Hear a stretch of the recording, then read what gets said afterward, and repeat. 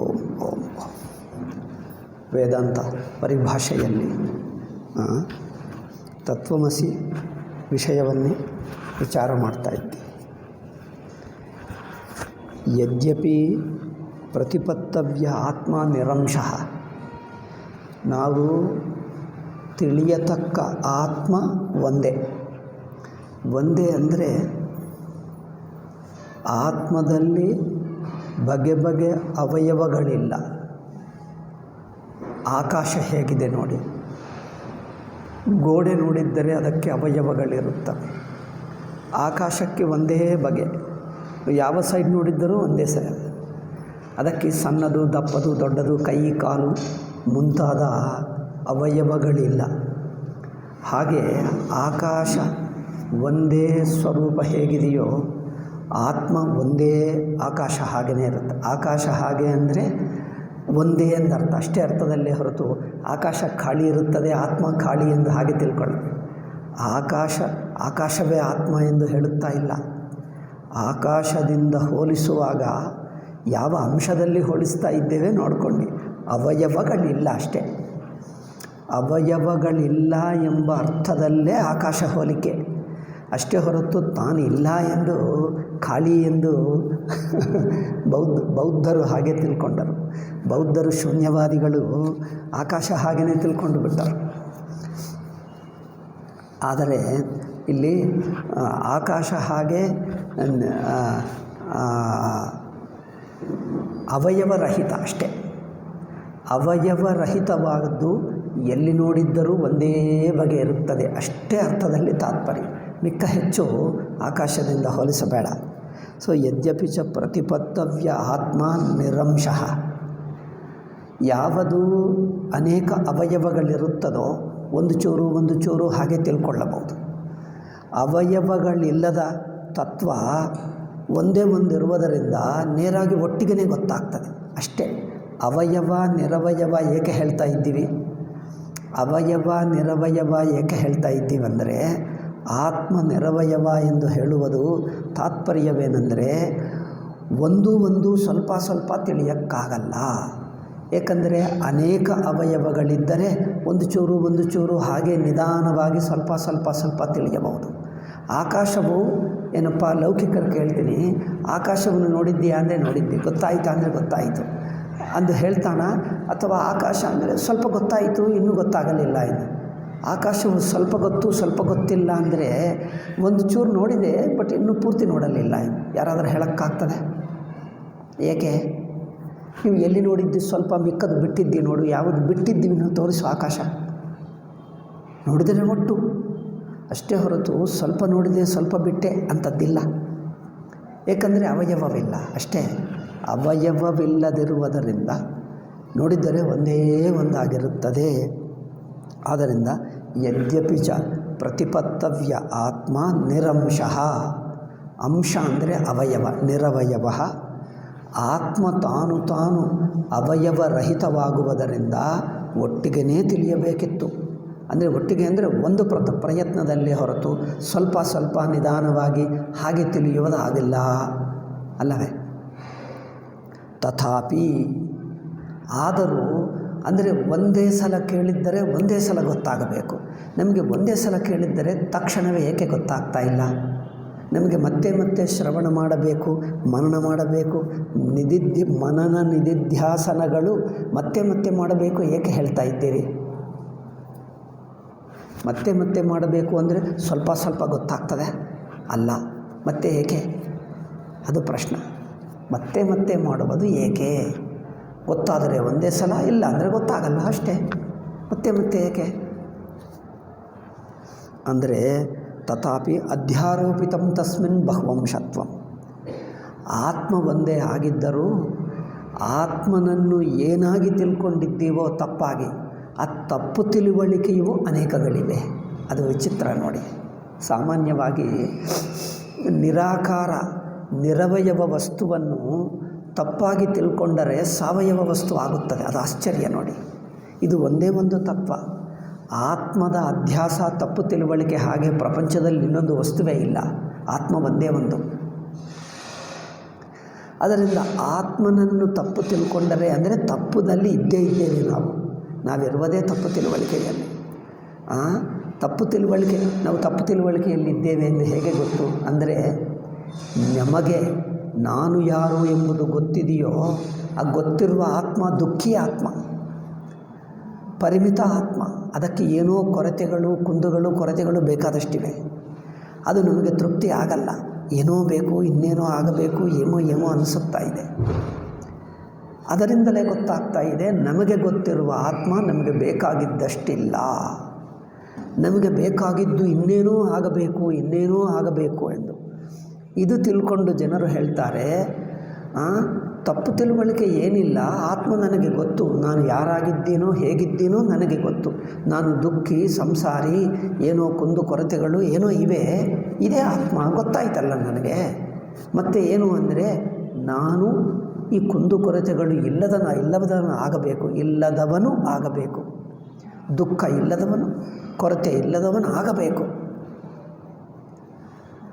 ನನಗೆ ಆತ್ಮ ಮಾತ್ರ ಗೊತ್ತು ಅಂದರೆ, ತನಗೆ ಗೊತ್ತಿದ್ದು ಆತ್ಮ ಅಂದ್ಕೊಂಡು, ಆತ್ಮಜ್ಞಾನವಾಗಿ ಹಾಗೇ ಇದೆ, ಆತ್ಮನ ತಿಳಿದೇ ಇದೆ ಅಂದ್ಕೊಂಡು, ನನಗೆ ಇನ್ನೇನೋ ಆಗಬೇಕು ಎಂದು ಮನಸ್ಸಿನಲ್ಲಿ ಇಟ್ಕೊಂಡು ಅದಕ್ಕೋಸ್ಕರ ಪ್ರಯತ್ನ ಮಾಡ್ತಾ ಇದ್ದಾನೆ. ಏನೋ ಆಗ್ತೀನಿ, ನಾನು ಇನ್ನೇನೋ ಆಗಬೇಕು, ಏನೋ ಪಡೆಯಬೇಕು, ಏನೋ ಆಗಬೇಕು.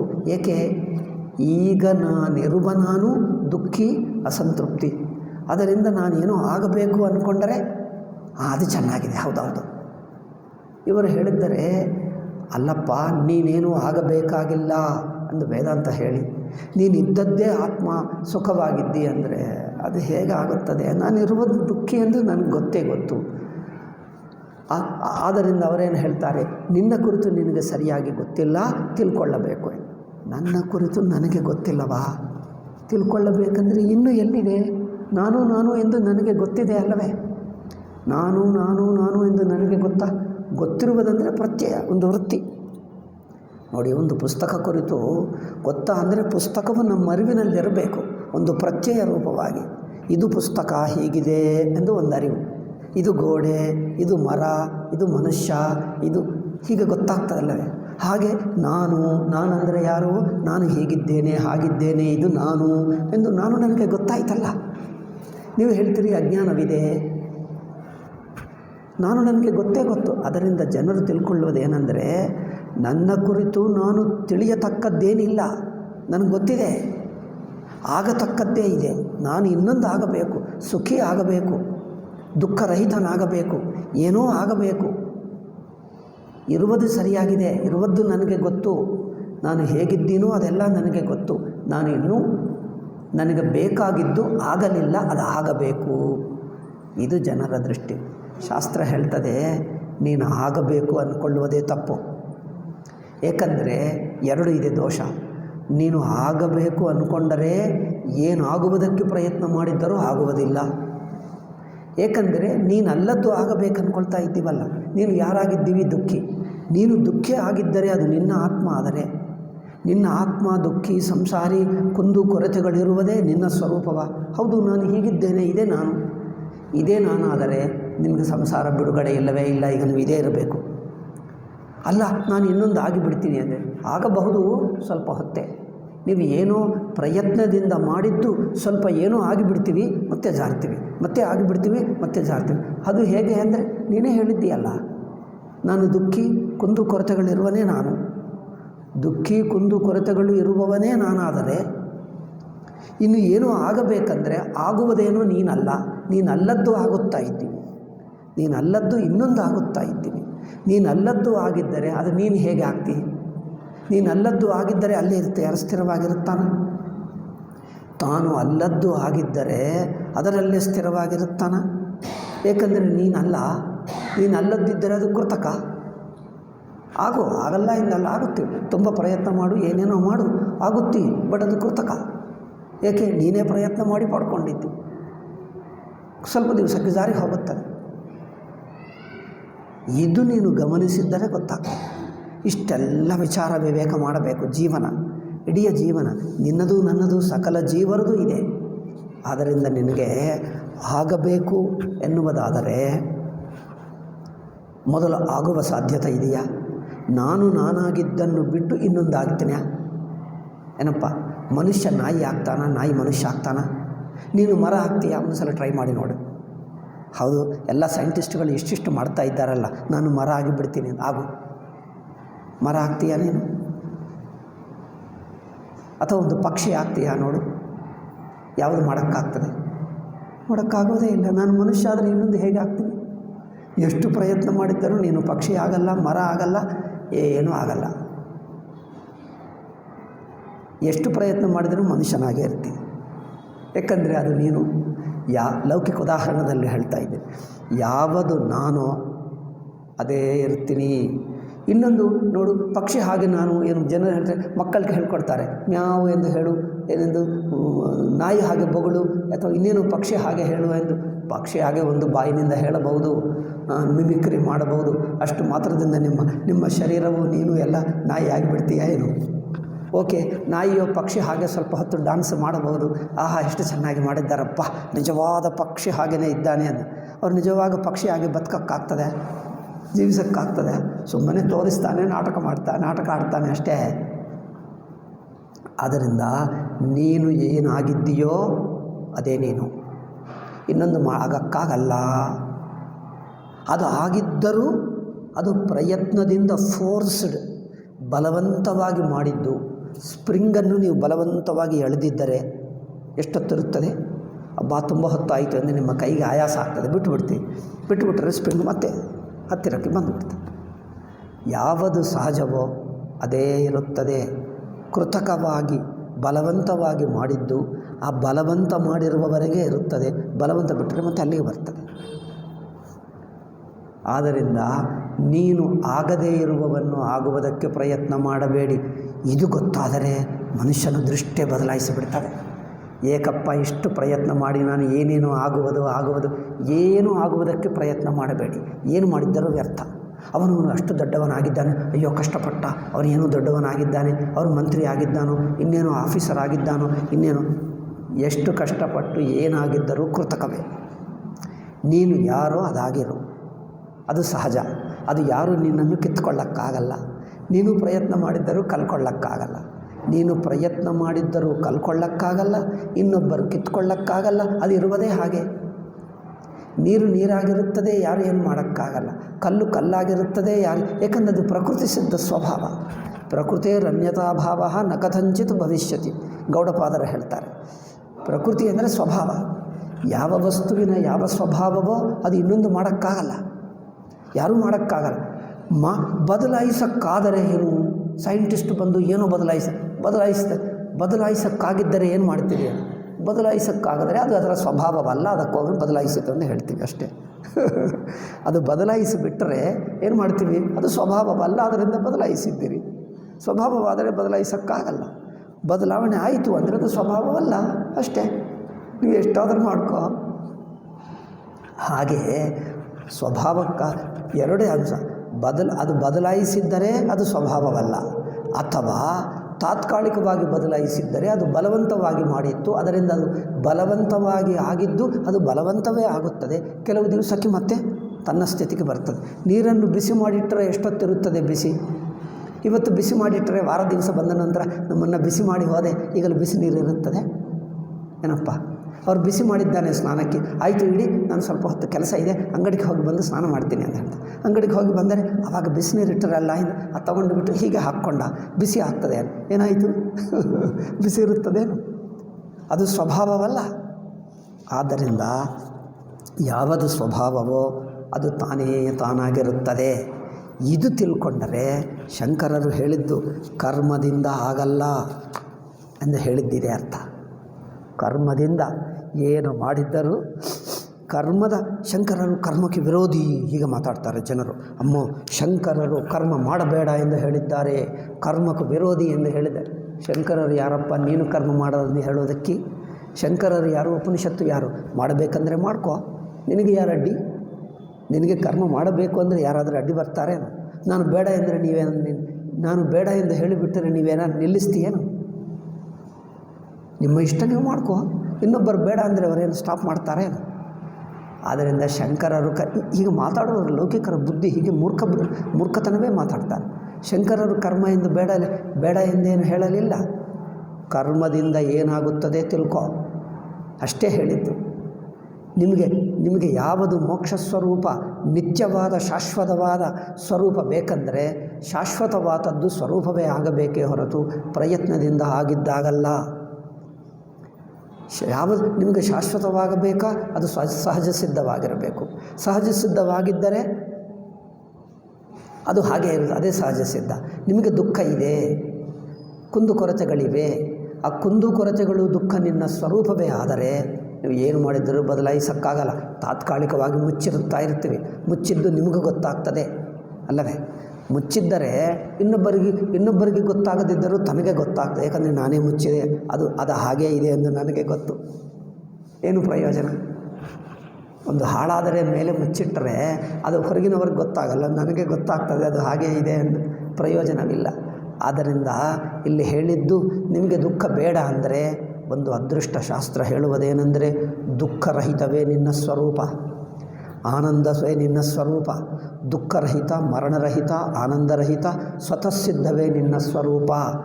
ಓ, ಅದೇ ನಿಜವಾದರೆ ಅಬ್ಬ ನಾನು ಧನ್ಯ, ಎಷ್ಟು ಅದೃಷ್ಟ. ಅದು ನಿಜವಾ? ಹೌದು ನಿಜ.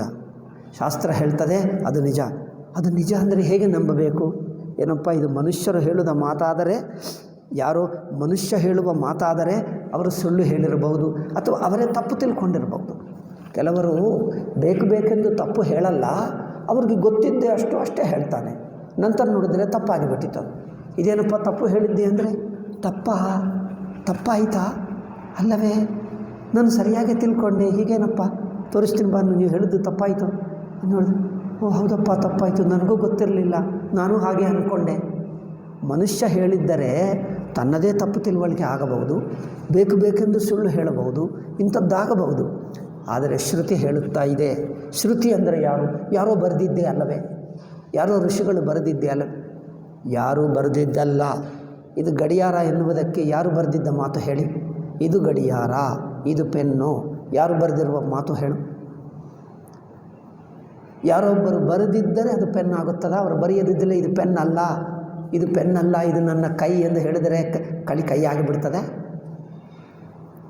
ಇದು ಪೆನ್ನು ಎಂದು ನಾನು ಹೇಳಿದ್ದರೂ ಇದು ನನ್ನ ಮಾತಲ್ಲ. ನನ್ನ ಮಾತು ಅಂದರೆ ನಾನು ಹೇಳುವುದರಿಂದ ಆಗಿದ್ದಲ್ಲ, ಇದ್ದನ್ನು ನಾನು ಹೇಳ್ತಾ ಇದ್ದೀನಿ. ಶ್ರುತಿ ಹೇಳುವುದು ಸತ್ಯ ಏಕಾಗ್ತದೆ. ಉಪನಿಷತ್ತು ಹೇಳಿದ್ದು, ಉಪನಿಷತ್ತು ಯಾರೋ ಬರೆದಿದ್ದೇ ಅಲ್ಲವೇ? ಹೀಗೆ ಮಾತಾಡ್ತಾರೆ. ಉಪನಿಷತ್ತು ಯಾರೋ ಬರೆದಿದ್ದಲ್ಲ. ಏಕೆ? ಬರೆಯದಿದ್ದರೆ ಉಪನಿಷತ್ತು ಬರ್ತದಾ? ಕುತರ್ಕ ಮಾತಾಡಿದೆ ನೋಡಿ. ಬರೆದಿದ್ದರೆ ಉಪನಿಷತ್ತು ಆಗ್ತದೆ? ಯಾರೊಬ್ಬರು ಬರೆಯಲೇಬೇಕು. ಅದು ಹಾಗಲ್ಲ. ಬರೆದಿದ್ದು ಅಂದರೆ ಅರ್ಥವೇನೆಂದರೆ ಒಂದು ವ್ಯಕ್ತಿಗತ ತಿಳುವಳಿಕೆ, ವ್ಯಕ್ತಿಗತ ಅಭಿಪ್ರಾಯ ಆದರೆ ಅದು ಅವರು ಬರೆದಿದ್ದು ಎಂದು ಅರ್ಥ. ಬರೆದಿದ್ದು ಅಂದರೆ ಯಾರೋ ಒಬ್ಬ ವ್ಯಕ್ತಿ ಬರೆದಿದ್ದು ಅಂದರೆ ವ್ಯಕ್ತಿಗತ ಅಭಿಪ್ರಾಯ, ವ್ಯಕ್ತಿಗತ ತಿಳುವಳಿಕೆ ತಪ್ಪು ಆಗಬಹುದು. ವ್ಯಕ್ತಿಗತ ಅಭಿಪ್ರಾಯ ಅಂದರೆ ಅದು ನಿಜವೋ ಅಲ್ಲವೋ ನಿಮ್ಮ ಅಭಿಪ್ರಾಯ, ಅಲ್ಲಿರುವುದು ಏನೂ ಅಲ್ಲ. ಇಲ್ಲಿ ಶ್ರುತಿ ಅಂದರೆ ಶಾಶ್ವತ ಸತ್ಯವನ್ನು ಹೇಳುವುದು, ವಸ್ತುವನ್ನು ಇದ್ದನ್ನು ಇದ್ದ ಹಾಗೆ ತಿಳಿಸುವುದನ್ನು ಶ್ರುತಿ ಹೇಳ್ತೀವಿ. ಇದ್ದನ್ನು ಇದ್ದ ಹಾಗೆ ಇದು ಪೆನ್ನು ಎಂದು ನಾನು ಹೇಳಿದ್ದರೆ, ಇದು ಗಡಿಯಾರ ಎಂದು ನಾನು ಹೇಳಿದ್ದರೆ, ಹೇಳುವವರು ಯಾರೇ ಆಗಲಿ ಆ ವಾಕ್ಯ ಮಾತ್ರ ಹೇಳುವವನ ವಾಕ್ಯ ಅಲ್ಲ. ಇದು ಶ್ರುತಿ.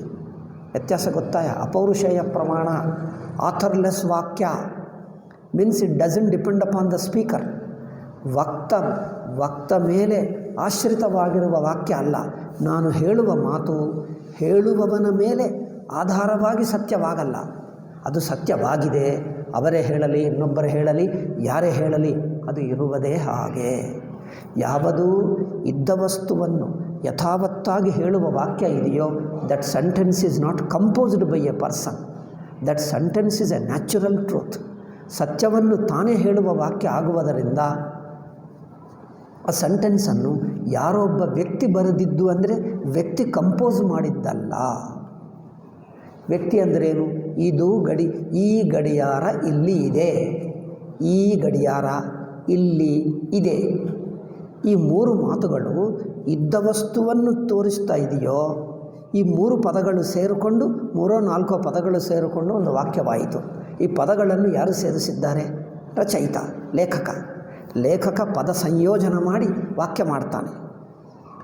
ಸಂಯೋಜನ ಅಂದರೆ ಇದು ಕ್ರಿಯಾಪದ, ಇದು ನಾಮಪದ, ಇದು ವಿಶೇಷಣ, ಇದು ಇದಕ್ಕೆ ಸಂಬಂಧ. ಆ ಸಂಬಂಧಗಳನ್ನು ಯಾರು ತೀರ್ಮಾನ ಮಾಡಿದ್ದಾರೆ? ಇಲ್ಲಿ ಇರುವುದು ಇದು ಈ ಗಡಿಯಾರ ಇಲ್ಲಿದೆ. ಈ ಪದಗಳ ಮಧ್ಯೆ ಸಂಬಂಧವನ್ನು ಯಾರು ತೀರ್ಮಾನ ಮಾಡಿದ್ದಾರೆ? ಲೇಖಕ ಮಾಡಿದ್ದಾನ? ಇಲ್ಲಿ ಅಂದರೆ ಆ ವಸ್ತುವೇ ಅಲ್ಲಿದೆ, ಗಡಿಯಾರ ಅಲ್ಲೇ ಇದೆ, ಇದೆ ಎನ್ನುವುದು ಅಲ್ಲೇ ಇದೆ. ಇದೆ ಎನ್ನುವುದು ನಾನು ವಾಕ್ಯ ತಯಾರು ಮಾಡಲಿಲ್ಲ, ಆ ವಸ್ತುವೇ ಹೇಳ್ತಾ ಇದೆ. ಗಡಿಯಾರ ತಾನೇ ಹೇಳ್ತಾ ಇದೆ. ಅಂದರೆ ವಸ್ತು ಹೇಗಿದೆಯೋ ಹಾಗೆ ಅದಕ್ಕೆ ನಾವು ಪ್ರತಿಧ್ವನಿ ಮಾಡ್ತಾ ಇದ್ದೀವಿ ಅಷ್ಟೇ. ಕನ್ನಡಿ ಎದುರಾಗಿ ನಿಂತಿದ್ದರೆ ಪ್ರತಿಬಿಂಬ ಅದೇ ತೋರಿಸ್ತದೆ. ಪೇಂಟರ್ ಅಂದರೆ ಪೇಂಟಿಂಗ್ ಮಾಡ್ತಾನೆ. ಕನ್ನಡಿ ಪೇಂಟಿಂಗ್ ಮಾಡಿತಾ? ನಿಮ್ಮ ಪಿಕ್ಚರನ್ನು, ನಿಮ್ಮ ಮುಖವನ್ನು ಪೇಂಟಿಂಗ್ ಮಾಡಿತಾ? ಅದು ಪೇಂಟಿಂಗ್ ಮಾಡಲಿಲ್ಲ, ಅದರ ಸ್ವಭಾವವೇ ಆಗಿದೆ. ನೀವು ಹೇಗಿದೆಯೋ ಅದು ಕಂಡು ಬರ್ತದೆ ಅಷ್ಟೇ. ಹೇಗಿದ್ದೀಯೋ ಕಂಡು ಬರ್ತದೆ, ಅದು ಯಾರ ಕೈಯಲ್ಲಿಲ್ಲ. ಕನ್ನಡಿ ಮಾಡಿತಾ ಅಂದರೆ ಕನ್ನಡಿಗೆ ಕ್ರಿಯೆ ಇಲ್ಲ. ಕನ್ನಡಿ ನಿಮ್ಮ ಪೇಂಟರ್ ಹೇಗೆ ನಿಮಗೆ ಪೇಂಟಿಂಗ್ ಮಾಡಿ ನಿಮ್ಮ ಚಿತ್ರವನ್ನು ಬರೆಯುತ್ತಾನೋ ಹಾಗೆ ಕನ್ನಡಿ ನಿಮ್ಮ ಚಿತ್ರವನ್ನು ಬರೆಯುತ್ತದಾ? ಅಲ್ಲಿ ಕ್ರಿಯೆ ಇದೆಯಾ? ಕನ್ನಡಿ ಕೈಯಲ್ಲಿ ಕ್ರಿಯೆ ಇದೆಯಾ? ಕನ್ನಡಿ ಕ್ರಿಯೆ ಮಾಡ್ತದ? ಕನ್ನಡಿ ಕ್ರಿಯೆ ಮಾಡಲ್ಲ. ಏಕೆ? ಕನ್ನಡಿ ಸ್ವಭಾವವೇ ಪ್ರತಿಬಿಂಬ. ಯಾವ ವಸ್ತುವಿದ್ದರೆ ಅದು ಕಂಡು ಬರ್ತದೆ ಅಷ್ಟೇ. ಹಾಗೆ ಆ ವಾಕ್ಯ ವಸ್ತುತತ್ವಕ್ಕೆ ಪ್ರತಿಬಿಂಬವೇ. It is a resound. ಹಾಗೆ ವಸ್ತುತತ್ವ ಇಲ್ಲಿ ಪೆನ್ನಿದೆ ಎಂಬುದು ಆ ವಾಕ್ಯ ಆ ವಸ್ತುವನ್ನು ತಾನೇ ಪ್ರತಿಬಿಂಬಿಸುತ್ತದೆ. It is nobody's composition. ವಾಕ್ಯ ಎನ್ನುವುದು ಯಾರೋ ಬರೆದಿದ್ದಲ್ಲ. ಇದನ್ನು ಅಪೌರುಷೇಯ ಹೇಳ್ತೀವಿ. ಶ್ರುತಿಯನ್ನು, ಉಪನಿಷತ್ತನ್ನು, ವೇದವನ್ನು ಯಾರೂ ಬರೆಯಲಿಲ್ಲ ಅಂದರೆ ಅರ್ಥವೇನು? ಒಬ್ಬ ವ್ಯಕ್ತಿಗತ ಕೋಣವೋ, ವ್ಯಕ್ತಿಗತ ದೃಷ್ಟಿ, ವ್ಯಕ್ತಿಗತ ಅಭಿಪ್ರಾಯ, ವ್ಯಕ್ತಿಗತ ಕೋಣ ಅನ್ನುವುದಲ್ಲ. ವ್ಯಕ್ತಿಗತ ತಿಳುವಳಿಕೆ ಅಲ್ಲ. ವಸ್ತು ತತ್ವವು ಹೇಗಿದೆಯೋ ಅದನ್ನೇ ಪ್ರತಿಬಿಂಬಿಸುವ ವಾಕ್ಯ. ಒಬ್ಬನು ಇದು ಪೆನ್ನು ಎಂದು ಹೇಳಿಬಿಟ್ಟರೆ, ಅಬ್ಬಾ ಎಷ್ಟು ದೊಡ್ಡ ಕವಿ, ಇದು ಪೆನ್ನು ಎಂದು ಹೇಳಿದ, ಯಾರಿಗೆ ಗೊತ್ತಿಲ್ಲದೆ ಹೇಳಿದ ಕವಿ ಎಂದು ಹೇಳ್ತೀರಾ? ದೊಡ್ಡ ಮಹಾತ್ಮ, ಎಷ್ಟು ದೊಡ್ಡ ಪಂಡಿತ ಎಂದು ಪ್ರಶಂಸೆ ಮಾಡ್ತೀರಾ? ಅಲ್ಲಿ ಇದನ್ನು ಹೇಳಿದೆ, ಇಲ್ಲಿ ನನ್ನ ದೊಡ್ಡತನ, ನನ್ನ ವೈಶಿಷ್ಟ್ಯ, ನನ್ನ ಪಾಂಡಿತ್ಯ ಏನಿದೆ? ಆ ಇರುವ ವಸ್ತುವೇ ಹಾಗೆ. ಹಾಗೆ ಶ್ರುತಿ ವಸ್ತುವನ್ನು ಇದ್ದನ್ನು ಇದ್ದ ಹಾಗೆ ಹೇಳುತ್ತದೆ. ಅದಕ್ಕೋಸ್ಕರ ಪ್ರಮಾಣ ಎಂದು ಹೇಳಿದ್ದೆ. ಶಾಸ್ತ್ರವನ್ನು ಪಾಂಡಿತ್ಯ, ಒಬ್ಬರ ಬರವಣಿಗೆ ಎಂದು ಹೇಳಲಿಲ್ಲ. ಯಾರೂ ಬರೆದಿದ್ದು ಅಲ್ಲ. ಏಕೆ? ವಸ್ತುವನ್ನು ಯಥಾವತ್ತಾಗಿ ಹೇಳುವ ವಾಕ್ಯ ಅಷ್ಟೇ. ಲೈಕ್ ಕನ್ನಡಿ ಹಾಗೆ ವಸ್ತುವನ್ನು ಯಥಾವತ್ತಾಗಿ ಪ್ರತಿಬಿಂಬಿಸುತ್ತದೆ ಅಷ್ಟೇ. ಹಾಗೆ ವಾಕ್ಯಗಳು, ಇದು ಯಾರೋ ವ್ಯಕ್ತಿ ಕನ್ನಡಿಯನ್ನು ನಾನು ತಗೊಂಡು ಬರ್ತೀನಿ, ಅಷ್ಟು ಮಾತ್ರದಿಂದ ನಾನು ಪ್ರತಿಬಿಂಬ ಮಾಡಿದೆ ಎಂದು ಹೇಳಬಹುದಾ? ಕನ್ನಡಿಯನ್ನು ತಗೊಂಡು ಬಂದು ನಿಮ್ಮ ಎದುರಾಗಿಟ್ಟೆ, ಅದರಿಂದ ನನ್ನ ಪ್ರತಿಬಿಂಬ ತೋರಿಸಿದ್ದಾರೆ ಇವರು ಅಂದರೆ ಅವರೇನು ತೋರಿಸಿದ್ದಪ್ಪ? ಕನ್ನಡಿ ತೋರಿಸಿದ, ಅವನು ತೋರಿಸಿದನ? ಇವನು ಅದಕ್ಕೆ ಸಹಾಯಕವಾಗಿದ್ದಾನೆ. ಹಾಗೆ ಋಷಿಗಳು ಆ ವಾಕ್ಯಗಳನ್ನು ಬಳಸಿದ್ದಾರೆ. ಆ ವಾಕ್ಯವು ಹೇಳುವ ತತ್ವಕ್ಕೆ ಋಷಿಗಳು ಜವಾಬ್ದಾರಿ ಅಲ್ಲ. ನೋಡಿ, ವಾಕ್ಯವನ್ನು ಬಳಸಿದ್ದಾರೆ. ಇದು ಪೆನ್ನು ಎಂದು ನಾನು ಬಳಸಿದೆ ಅಷ್ಟೇ ಹೊರತು ಈ ವಾಕ್ಯದ ಪ್ರಾಮಾಣಿಕತ ಅಂದರೆ ಸತ್ಯಕ್ಕೆ ನಾನು ಜವಾಬ್ದಾರಿ, ಹೊಣೆ ಅಲ್ಲ. ಅದು ನನ್ನ ಕೈಯಲ್ಲಿಲ್ಲ, ಹೇಳುವವನ ಕೈಯಲ್ಲಿಲ್ಲ. ಅದಕ್ಕೋಸ್ಕರ ನಾನು ಲೇಖಕನಲ್ಲ. ಆ ವಸ್ತುತತ್ವವನ್ನು ತಾನೇ ಹೇಳ್ತಾ ಇದೆ. ಈ ಅರ್ಥದಲ್ಲಿ ವೇದವನ್ನು ಅಪೌರುಷೇಯ ಪ್ರಮಾಣ. ಪುರುಷ ಅಂದರೆ ವ್ಯಕ್ತಿ, ಅಪೌರುಷೇಯ ಯಾವ ವ್ಯಕ್ತಿ ಹೇಳಿದ್ದಲ್ಲ, ಯಾವ ವ್ಯಕ್ತಿ ಅಭಿಪ್ರಾಯವಲ್ಲ, ಯಾವ ವ್ಯಕ್ತಿ ಮಾತಲ್ಲ, ಯಾವ ವ್ಯಕ್ತಿ ಬರೆದಿದ್ದಲ್ಲ. ಕನ್ನಡಿ ತಂದು ತೋರಿಸಿದ್ದರೆ ತೋರಿಸಿರುವವನು ಪ್ರತಿಬಿಂಬ ಮಾಡಿದ್ದಾನೆ ಎಂದು ಹೇಳಬಹುದಾ?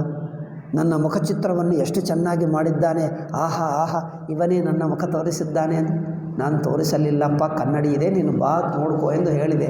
ಅದು ನಿಮಗೆ ಕಂಡು ಬಂತು ಅಷ್ಟೇ. ಅದರಲ್ಲಿ ನಾನೇನು ಮಾಡಿದೆ?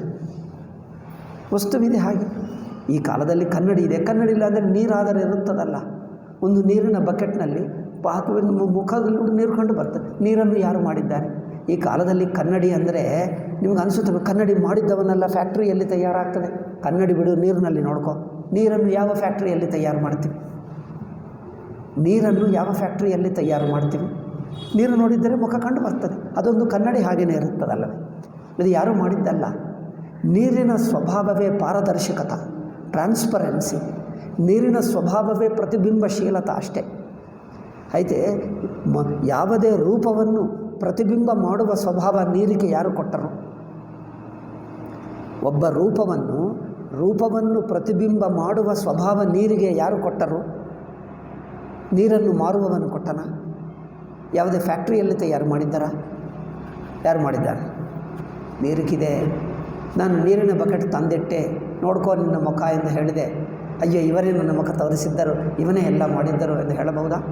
ಋಷಿಗಳಷ್ಟೇ. ಅವರು ಆ ವಾಕ್ಯಗಳನ್ನು ಬಳಸಿದ್ದಾರೆ ಹೊರತು ವಾಕ್ಯಗಳಿಗೆ ಕರ್ತೃಗಳಲ್ಲ. ಅದಕ್ಕೋಸ್ಕರ ಋಷಿಗಳು ಬಳಸಿದ್ದಾರೆ ಹೊರತು ಅವರು ಲೇಖಕರಲ್ಲ. ಇವೆಲ್ಲ ಹೇಳಿ ಆಧುನಿಕರು ಏನೋ ಕುತರ್ಕ ವಿತಂಡವಾದ ಏನೇನೋ ಮಾಡ್ತಾ ಇದ್ದಾರೆ. ಯಾವ ಪುಸ್ತಕವೇ ಆದರೂ ಯಾರೂ ಬರೆಯದಿದ್ದರೆ ಹೇಗಾಗ್ತದೆ ಮಾತಾಡ್ತಾರೆ ನೋಡಿ. ಯಾರೋ ಒಬ್ಬರು ಬರೆಯಲೇಬೇಕು, ಬರೆಯದಿದ್ದರೆ ಹೇಗಿರುತ್ತದೆ? ಇದೇನಪ್ಪ ಅಂದರೆ, ಆ ವಾಕ್ಯದಲ್ಲಿ ಪದಗಳು ಸೇರಿಕೊಂಡು ಒಂದು ಅರ್ಥವನ್ನು ಕೊಡ್ತವೆ ಅಲ್ಲವೇ? ಪದಗಳು ಸೇರಿಕೊಂಡು ಒಂದಕ್ಕೊಂದು ಸಂಬಂಧದಿಂದ ಒಂದು ವಾಕ್ಯ ರೂಪ ತಯಾರಾಗಿ ಆ ವಾಕ್ಯವು ಒಂದು ಅರ್ಥವನ್ನು ಕೊಡ್ತದೆ. ಪದಗಳನ್ನು 3-4 ಪದಗಳು 3-4-5 ಎಷ್ಟೇ ಆಗಲಿ, ಪದಗಳು ಒಂದು ಬಗೆ ಸೇರಿಕೊಂಡರೆ ಒಂದು ಅರ್ಥ ಬರುತ್ತದೆ, ಇನ್ನೊಂದು ಬಗೆ ಸೇರಿಕೊಂಡರೆ ಇನ್ನೊಂದು ಪದ ಬರುತ್ತದೆ ಅಲ್ಲವೇ? ಪದಗಳು ಸೇರಿಕೊಳ್ಳುವುದೇ ಜೈನ್ ಆಗುವುದೇ ವಾಕ್ಯ. ಪದಗಳು ಒಂದು ಕ್ರಮದಲ್ಲಿ ಸೇರಿಕೊಂಡರೆ ಒಂದು ಅರ್ಥ ಬರುತ್ತದೆ, ಕ್ರಮದಲ್ಲಿ ಸ್ವಲ್ಪ ಪದವನ್ನು ಹಿಂದೆ ಮುಂದೆ ಮಾಡಿದರೆ ಇನ್ನೊಂದು ಅರ್ಥ ಆಗಿಬಿಡ್ತದೆ. ಆದರೆ ಈ ಕ್ರಮದಲ್ಲಿ ಸೇರಿಸಬೇಕೆನ್ನುವುದು ಯಾರು ತೀರ್ಮಾನ ಮಾಡಿದ್ದಾರೆ? ತೀರ್ಮಾನ ಯಾರದು? ವಸ್ತುವೇ ಇದು ಪೆನ್ನು ಇಲ್ಲಿ ಇದೆ, ಪೆನ್ನು ಇಲ್ಲಿ ಇದೆ ಎಂದು ನಾನು 3 ಪದಗಳನ್ನು ಸೇರಿಸಿದ್ದಕ್ಕೆ ನನಗೇನು ಬಲ? ಯಾವ ಬಲದಿಂದ ಈ 3 ಪದಗಳು ಸೇರಿಕೊಂಡಿವೆ? ಪೆನ್ನಿರುವ ಸತ್ಯ, ಅಲ್ಲಿರುವ ವಾಸ್ತವಿಕತೆ. ಆ ವಾಸ್ತವಿಕತೆ ಈ ಪದಗಳು ಈ ಕ್ರಮದಲ್ಲಿ ಸೇರಿಕೊಳ್ಳುವುದಕ್ಕೆ ಕಾರಣವಾಯಿತು. ಇಲ್ಲಿ ಪೆನ್ನು ಇದೆ, ಈ 3 ಪದಗಳು ಈ ಕ್ರಮದಲ್ಲೇ ಸೇರಿಕೊಂಡರೆ ಒಂದು ಅರ್ಥ ಬರುತ್ತದೆ. ಸ್ವಲ್ಪ ಬೇರೆ ಕ್ರಮ ಮಾಡಿಬಿಟ್ರೆ ಅರ್ಥ ಬೇರೆ ಆಗ್ತದೆ. ಈ ಕ್ರಮದಲ್ಲೇ ಸೇರಿಸಿದ್ದಕ್ಕೆ ಈ ಅರ್ಥನೇ ಬರಬೇಕಂದರೆ ಈ ಅರ್ಥಕ್ಕೆ ಈ ಕ್ರಮಗೆ ಈ ಬಗೆನೇ ಅದನ್ನು ಜೋಡಿಸಬೇಕು. ಆ ಜೋಡಿಸುವುದಕ್ಕೆ ಯಾರು ಹೊಣೆ, ಯಾರು ಜವಾಬ್ದಾರಿ? ವಸ್ತುವೇ ಜವಾಬ್ದಾರಿ. ವಸ್ತು ತತ್ವವೇ ಆಗಿದೆ, ಪದಗಳು ಹಾಗೆ ಸೇರಬೇಕು. ಹಾಗೆ ಸೇರಿದ್ದರೆ ಆ ಅರ್ಥ ಬರುತ್ತದೆ, ಇನ್ನೊಂದು ಬಗೆ ಸೇರಿದರೆ ಅರ್ಥ ಬರುವುದೇ ಅಲ್ಲ. మరి ಹಾಗೆ ಸೇರಿಕೊಂಡಿದ್ದಕ್ಕೆ ಜವಾಬ್ದಾರಿ ಯಾರ? ವಸ್ತುವಿದು. ಆ ವಾಸ್ತವಿಕತೆಯೇ ಈ ಪದಗಳು ಈ ತರಹ ಸೇರಿಕೊಳ್ಳುವುದಕ್ಕೆ ಕಾರಣವಾಗ್ತಾ ಇದೆ. ಪದಗಳು ಈ ಕ್ರಮದಲ್ಲಿ ಸೇರಿಕೊಂಡರೆ ಈ ವಾಕ್ಯ ಆಗುತ್ತದೆ, ಆ ವಾಕ್ಯಕ್ಕೆ ಆ ಅರ್ಥ ಬರುತ್ತದೆ. ಆ ಅರ್ಥ ಬರಬೇಕೆಂದರೆ ಈ ಬಗೆ ಪದಗಳು ಸೇರಿಕೊಳ್ಳಬೇಕು. ಈ ಪದಗಳು ಸೇರಿಸಬೇಕೆಂದರೆ ಆ ಅರ್ಥ ಬರುವ ಹಾಗೆ ಸೇರಿಸಬೇಕು. ಆ ಅರ್ಥ ಬರುವ ಹಾಗೆ ಸೇರಿಸಿದ್ದು ಯಾರು? ವಸ್ತುವೇ ಜವಾಬ್ದಾರಿ. ವಸ್ತುವೇ ಈ ಪದಗಳು ಸೇರುವುದಕ್ಕೆ ಕಾರಣವಾಗ್ತಾ ಇದೆ. ನನ್ನ ಇಷ್ಟ ಬಂದಂತೆ ಸೇರಿಸುತ್ತೀನಿ ಅಂದರೆ ನೀನು ಸೇರಿಸಿಕೊಳ್ಳಬಹುದು, ಸೇರಿಸಿಕೊಂಡ್ರೆ ಅಲ್ಲಿ ವಾಸ್ತವಿಕತೆ ಆಗುತ್ತದೆ ಅಲ್ಲವೇ? ನೀವು ಸೇರಿಸಿಕೊಂಡ್ರೆ ವಾಸ್ತವಿಕತೆ ಇನ್ನೊಂದು ಆಗುತ್ತದೆ. ವಾಸ್ತವಿಕಕ್ಕೆ ಅನುಗುಣವಾಗಿ ಪದಗಳು ನೀವು ಸೇರಿಸ್ತಾ ಇಲ್ಲ, ಅದು ತಾನೇ ಬಂದು ಸೇರಿಕೊಳ್ತಾ ಇವೆ. ಅಂದರೆ ನೀವು ಪದವನ್ನು ತಂದರೆ ಅದು ಹೊಂದದ ಪದ ಹೇಳಿಬಿಟ್ರೆ, ಅಲ್ಲಿರುವುದು ಪೆನ್ನು, ನೀನು ಇನ್ನೆಂದೋ ಏನು ಹೇಳಿಬಿಟ್ಟರೆ ಅದು ಹೊಂದುತ್ತಾ ಇಲ್ಲ. ಅದು ತಾನು ಹೊಂದಿಕೊಂಡು ವಸ್ತುವನ್ನು ಪ್ರಕಟಿಸುವಂಥದ್ದಾಯಿತು. ಪದಗಳು ತಾವೇ ಸೇರಿಕೊಂಡು ಆ ವಸ್ತುವನ್ನು ಪ್ರಕಟಿಸುವ ಹಾಗೆ ತಾವೇ ಸೇರಿಕೊಂಡು ಬಂದಿವೆ. ಅಂದರೆ ತಾವೇ ಹೊಂದಿಕೊಂಡಿವೆ. ಹಾಗೆ ಆ ತಾವೇ ಹೊಂದಿಕೊಳ್ಳುವುದಕ್ಕೆ ಅಲ್ಲಿ ವಾಸ್ತವಿಕತೆಯೇ ಆಧಾರ. ವಾಸ್ತವಿಕಕ್ಕನುಗುಣವಾಗಿ ವಾಕ್ಯ ತಯಾರಾಯಿತು. ವಾಕ್ಯಕ್ಕೆ ಅನುಗುಣವಾಗಿ ವಾಕ್ಯವು ಆ ವಾಸ್ತವಿಕತೆಗೆ ಅನುಗುಣವಾಗಿ ತಯಾರಾಗಿದೆ. ಅದರಿಂದ ವಾಕ್ಯ ತಾನೇ ಇದೆ ಎಂದು ಹೇಳಿಬಿಡುತ್ತದೆ ಶಾಸ್ತ್ರ. ನಮ್ಮ ಪೂರ್ವಜರು ಋಷಿಗಳು ಏನು ಹೇಳಿದ್ದಾರೆಂದರೆ ಈ ವಾಕ್ಯಗಳನ್ನು, ಅದಕ್ಕೋಸ್ಕರ ಋಷಿಗಳು ಮಂತ್ರದ್ರಷ್ಟ ನತು ಮಂತ್ರಕರ್ತ ಎಂದು ಹೇಳಿದರು. ಋಷಯೋ ಮಂತ್ರದ್ರಷ್ಟಾರಃ. ನಿರುಕ್ತ ಎಂಬುದು ಒಂದು ವೇದ ಅಂಗ ಇದೆ. ವೇದಕ್ಕೆ ವೇದ ಅಂಗಗಳೂ ಇವೆ, 6 ವೇದಾಂಗಗಳು. ಒಂದು ನಿರುಕ್ತ ಎಂಬುದು ವೇದಾಂಗ. ಅದರಲ್ಲಿ ನಿರುಕ್ತ ಎಂಬ ಒಂದು ಯಾಸ್ಕಾಚಾರ್ಯ, ಯಾಸ್ಕ ಋಷಿ, ಯಾಸ್ಕಾಚಾರ್ಯ ಹೇಳ್ತಾನೆ, ಯಾಸ್ಕ ಮುನಿ ಹೇಳ್ತಾರೆ, ಋಷಯೋ ಮಂತ್ರದ್ರಷ್ಟಾರಃ ನತು ಉತ್ಪ್ರೇಕ್ಷಯ ನಿರ್ಮಾತಾರಃ. ತನ್ನ ಬುದ್ಧಿಯಿಂದ ಕಲ್ಪಿಸಿರುವವರಲ್ಲ, ವಾಕ್ಯಗಳನ್ನು ಬರೆದಿದ್ದು ಕಲ್ಪಿಸಿರುವವರಲ್ಲ, ಮಂತ್ರದ್ರಷ್ಟಾರಃ. ಅಂದರೆ ಆ ಪದಗಳು ಆ ಕ್ರಮದಲ್ಲಿ ಸೇರಿಕೊಳ್ಳತಕ್ಕವುಗಳು ಎಂದು ದರ್ಶನ ಮಾಡಿಕೊಂಡರು ಅಷ್ಟೇ. ಏಕೆ? ವಸ್ತುತತ್ವ ಆಗಿದೆ, ವಾಕ್ಯವು ಹಾಗೇ ಆಗಬೇಕು, ಈ ವಾಕ್ಯವು ಹೀಗೆ ಆಗಬೇಕು, ಹೀಗೆ ಹೊಂದುತ್ತಾ ಇದೆ ಎಂದು ದರ್ಶನ ಮಾಡಿಕೊಂಡರಷ್ಟೇ. ಋಷಯೋ ಮಂತ್ರದ್ರಷ್ಟಾರಃ ನತು ಮಂತ್ರಕರ್ತಾರಃ. ಅದಕ್ಕೋಸ್ಕರ ಹಾಗೆ ಹೇಳಿದ್ದಾರೆ. ಇದೆಲ್ಲ ಮೊದಲಿನಿಂದ ಅನಾದಿ ಕಾಲದಿಂದ ಬರುತ್ತಾ ಇದೆ. ಈ ಕಾಲದವರೆಗೆ ಈ ವಿಷಯಗಳು ಎಲ್ಲಿಯಾದರೂ ನಮ್ಮ ಶಾಲೆಗಳಲ್ಲಿ ಹೇಳ್ತಾರೆ? ಎಲ್ಲಿಯೂ ಹೇಳಬೇಕಾಗಿಲ್ಲ. ಇದೆಲ್ಲ ಅಂಧವಿಶ್ವಾಸ. ಮತ ಅಂದರೆ ಅಂಧವಿಶ್ವಾಸ. ಆದರೆ ಮೈನಾರಿಟಿ ಮಾತ್ರ ಸ್ಪೆಷಲ್ ರಕ್ಷಣೆ, ಕಾನೂನೇ ರಕ್ಷಣೆ ಮಾಡ್ತದೆ. ಅಂದರೆಪ್ಪ ಎಲ್ಲ ಮತಗಳು ಅಂಧವಿಶ್ವಾಸ, ಮೈನಾರಿಟಿ ಮತಗಳು ಮಾತ್ರ ಕಾನೂನೇ ರಕ್ಷಣೆ ಮಾಡಬೇಕು. ಈ ಮಾತಕ್ಕೇನಾದರೂ ಅರ್ಥ ಇದೆ ಅಲ್ಲವೇ? ಮೂವರು ಕಳ್ಳರೇ, ಇಬ್ಬರನ್ನು ಮಾತ್ರ ನಾವು ಜೈಲಿಗೆ ಹಾಕಲ್ಲ. ಇದೇನಪ್ಪ? ಮೂವರು ಕಳ್ಳರೇ ಎಂದು ಹೇಳಿ ಇಬ್ಬರನ್ನು ಮಾತ್ರ ಜೈಲಿಗೆ ಹಾಕಲ್ಲ, ಆ ಒಬ್ಬನನ್ನೇ ಹಾಕ್ತೀವಿ ಅಂತ ಅರ್ಥ. ಇದೇನು ಮಾತದು? ಇದು ಕಾನ್ಸ್ಟಿಟ್ಯೂಷನ್ ಬರೆದಿರುವಷ್ಟು ಮೂರ್ಖರು ನ ಭೂತೋನ ಭವಿಷ್ಯತಿ, ನ ಭೂತೋನ ಭವಿಷ್ಯತಿ. ನಾನು ಮೊದಲೇ ಬ್ಲಂಟ್ ಮ್ಯಾನ್, ನಾನು ಹೇಳಿದ್ದರೆ ಕಾನ್ಸ್ಟಿಟ್ಯೂಷನ್ ಬರೆದಿರುವವರು ಗಾಂಧಿ ಎಷ್ಟು ಮೂರ್ಖನೋ, ಆ ಬರೆದಿದ್ದವರು ಗಾಂಧೀಜಿ ಭಕ್ತರೇ. ಅದರಿಂದ ಅದೇ ಮೂರ್ಖತನ. ಇದು ಅಂಧವಿಶ್ವಾಸ ಅಂತ ಹೇಳಬಾರದಂತೆ. ಏನಪ್ಪ?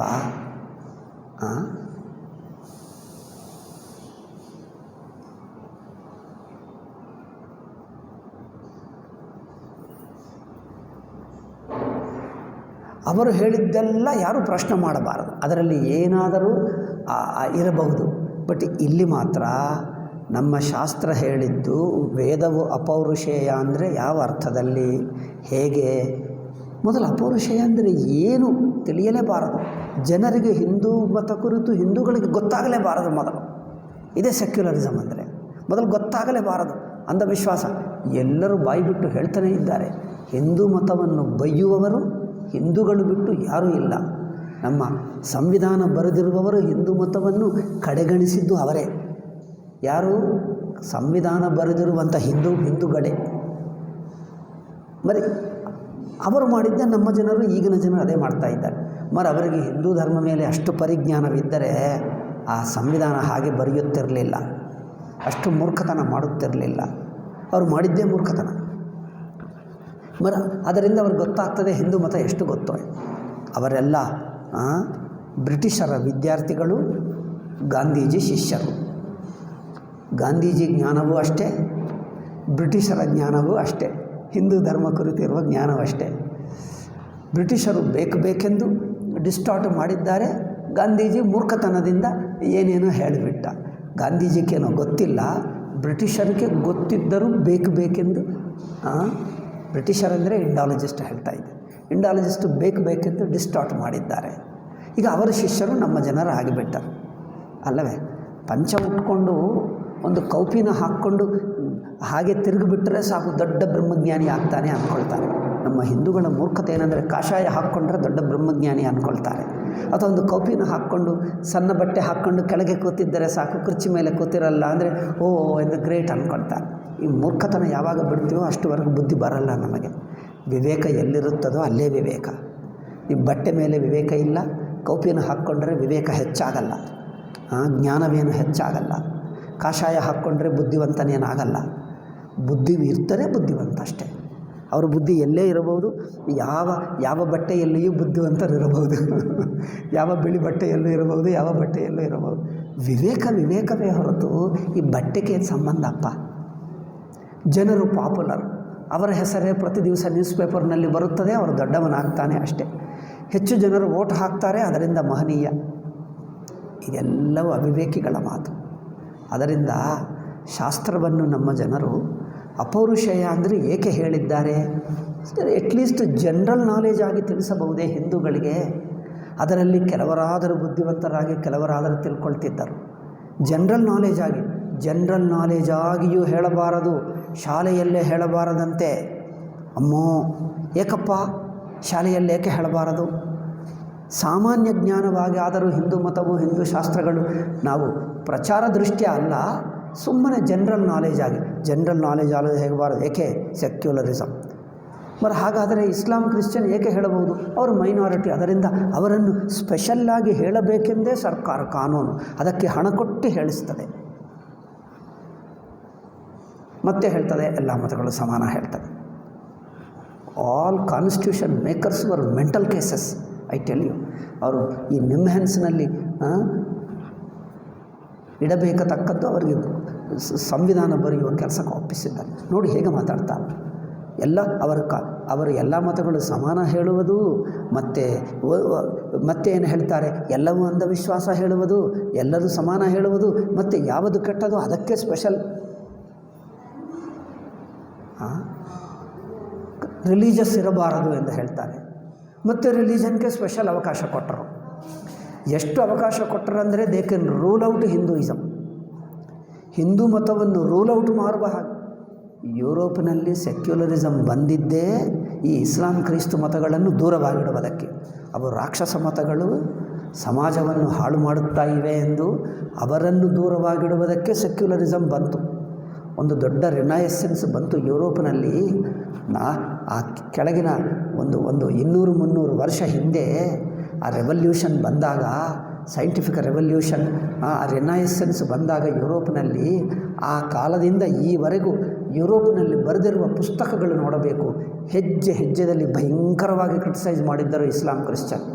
ಅದಕ್ಕೋಸ್ಕರ ನಮಗೆ ಸೆಕ್ಯುಲರಿಸಮ್ ಬೇಕು ಅಂದರೆ ಇಸ್ಲಾಂ ಕ್ರಿಸ್ತು ಮತಗಳು ಬೇಡ ಎಂದರ್ಥ. ಈಗ ನಮಗೇನು ಹೇಳಿದರು? ಸೆಕ್ಯುಲರಿಸಮ್ ಅಂದರೆ ಸ್ಪೆಷಲ್ ಪ್ರೊಟೆಕ್ಷನ್, ಅವರಿಗೆ ಸರ್ಕಾರ ಹಣ ಕೊಟ್ಟು ಅವರನ್ನೇ ಹೇಳಿಸುವುದು. ಸಾಸಿವೆ ಕಾಲಷ್ಟು ಬುದ್ಧಿ ಇದೆ ನಮ್ಮ ಸಂವಿಧಾನ ಬರೆದಿರುವವರಿಗೆ.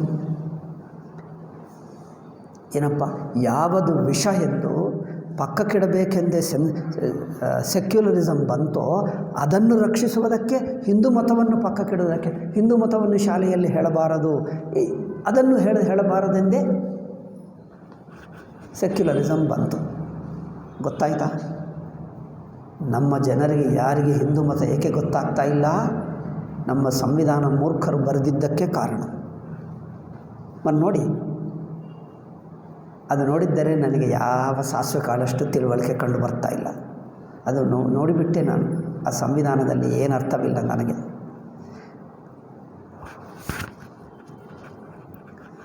ಅಂದರೆ ಯಾವುದು ವಿಷ ಎಂದು ಪಕ್ಕಕ್ಕಿಡುವುದಕ್ಕೆ ಸೆಕ್ಯುಲರಿಸಮ್ ಬಂತೋ, ಭಾರತ ದೇಶದಲ್ಲಿ ಸೆಕ್ಯುಲರಿಸಮ್ ಅಂದರೆ ಅದನ್ನು ರಕ್ಷಿಸುವುದೇ ಸೆಕ್ಯುಲರಿಸಮ್ ಅಂತೆ.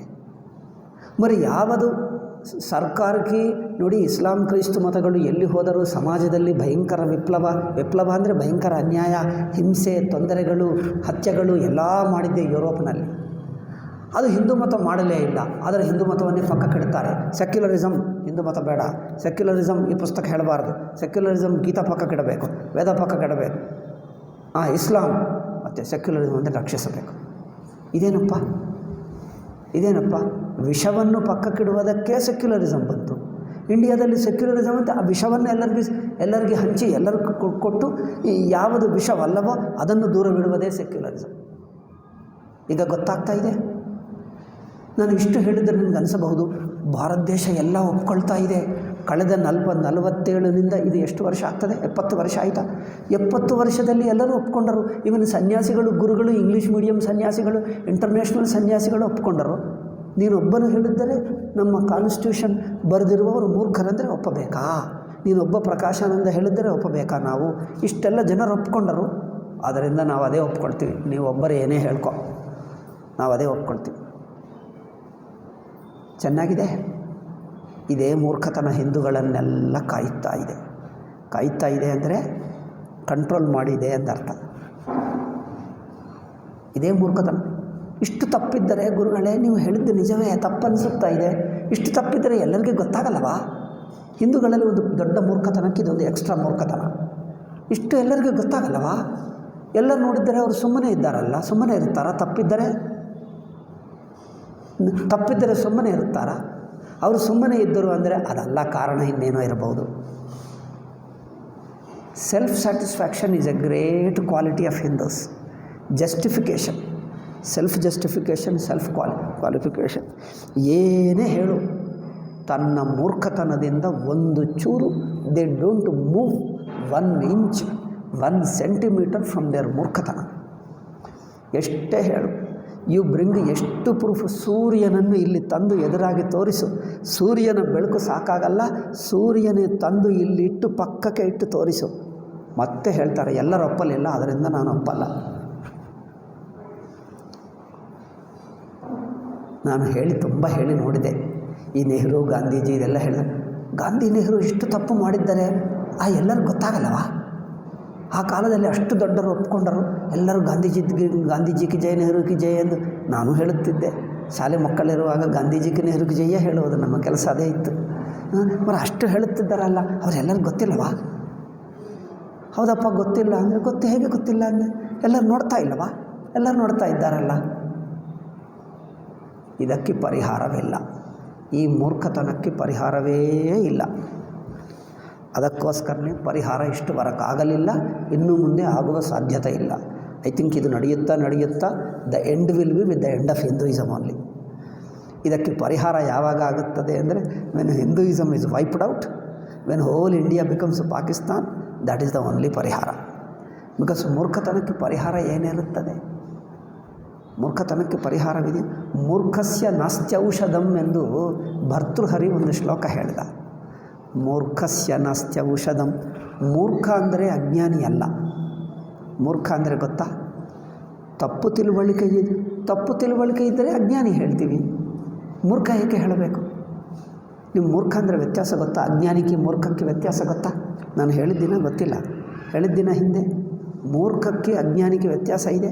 ಅಜ್ಞಾನಿ ಅಂದರೆ ಗೊತ್ತಿಲ್ಲ, ತಪ್ಪು ತಿಳುವಳಿಕೆ ಇದ್ದಾನೆ, ಗೊತ್ತಿಲ್ಲದಿದ್ದರೆ ಅಜ್ಞಾನಿ ಹೇಳ್ತೀವಿ. ಮೂರ್ಖ ಅಂದರೆ ತನ್ನ ಅಜ್ಞಾನವೇ ಸರಿಯಾಗಿದ್ದು ಎಂದು ಹೇಳ್ತಾನೆ. ಅದನ್ನು ಕರೆಕ್ಟ್ ಮಾಡಿದ್ದರೆ ನಿಮ್ಮ ಕರೆಕ್ಷನೇ ತಪ್ಪು, ನನ್ನದೇ ಸರಿಯಾಗಿ. ಅಜ್ಞಾನವನ್ನು ಗಟ್ಟಿಯಾಗಿ ಹಿಡ್ಕೊಂಡು ಇದೇ ಕರೆಕ್ಟ್ ಎಂದು ಹೇಳಿ ಸರಿಯಾದದ್ದನ್ನೇ ತಪ್ಪು ಹೇಳ್ತಾನೆ, ತಪ್ಪನ್ನೇ ಸರಿಯಾದ ಗಟ್ಟಿ ಹಿಡ್ಕೊಳ್ತಾನೆ. ಇದು ಮೂರ್ಖತನ. ಅಜ್ಞಾನಕ್ಕಿಂತ ಇನ್ನೊಂದು ಹೆಜ್ಜೆ ಮೇಲಿನ ಹೆಜ್ಜೆನೇ ನಮ್ಮದು. First class, first rank, first ಕ್ಲಾಸ್ನಲ್ಲಿ ಫಸ್ಟ್ ರ್ಯಾಂಕು ಮೂರ್ಖ. ದ್ಯಾಟ್ ಈಸ್ ದ ಹಿಂದೂಗಳ ಸ್ಪೆಷಲ್ ಕ್ವಾಲಿಟಿ. ಅವರ ಆರಿಸಿ ಜನ್ಮಗಳು ತಪಸ್ಸು ಮಾಡಿ ಪಡ್ಕೊಂಡಿದ್ದಿದು ಈ ಮೂರ್ಖತನ.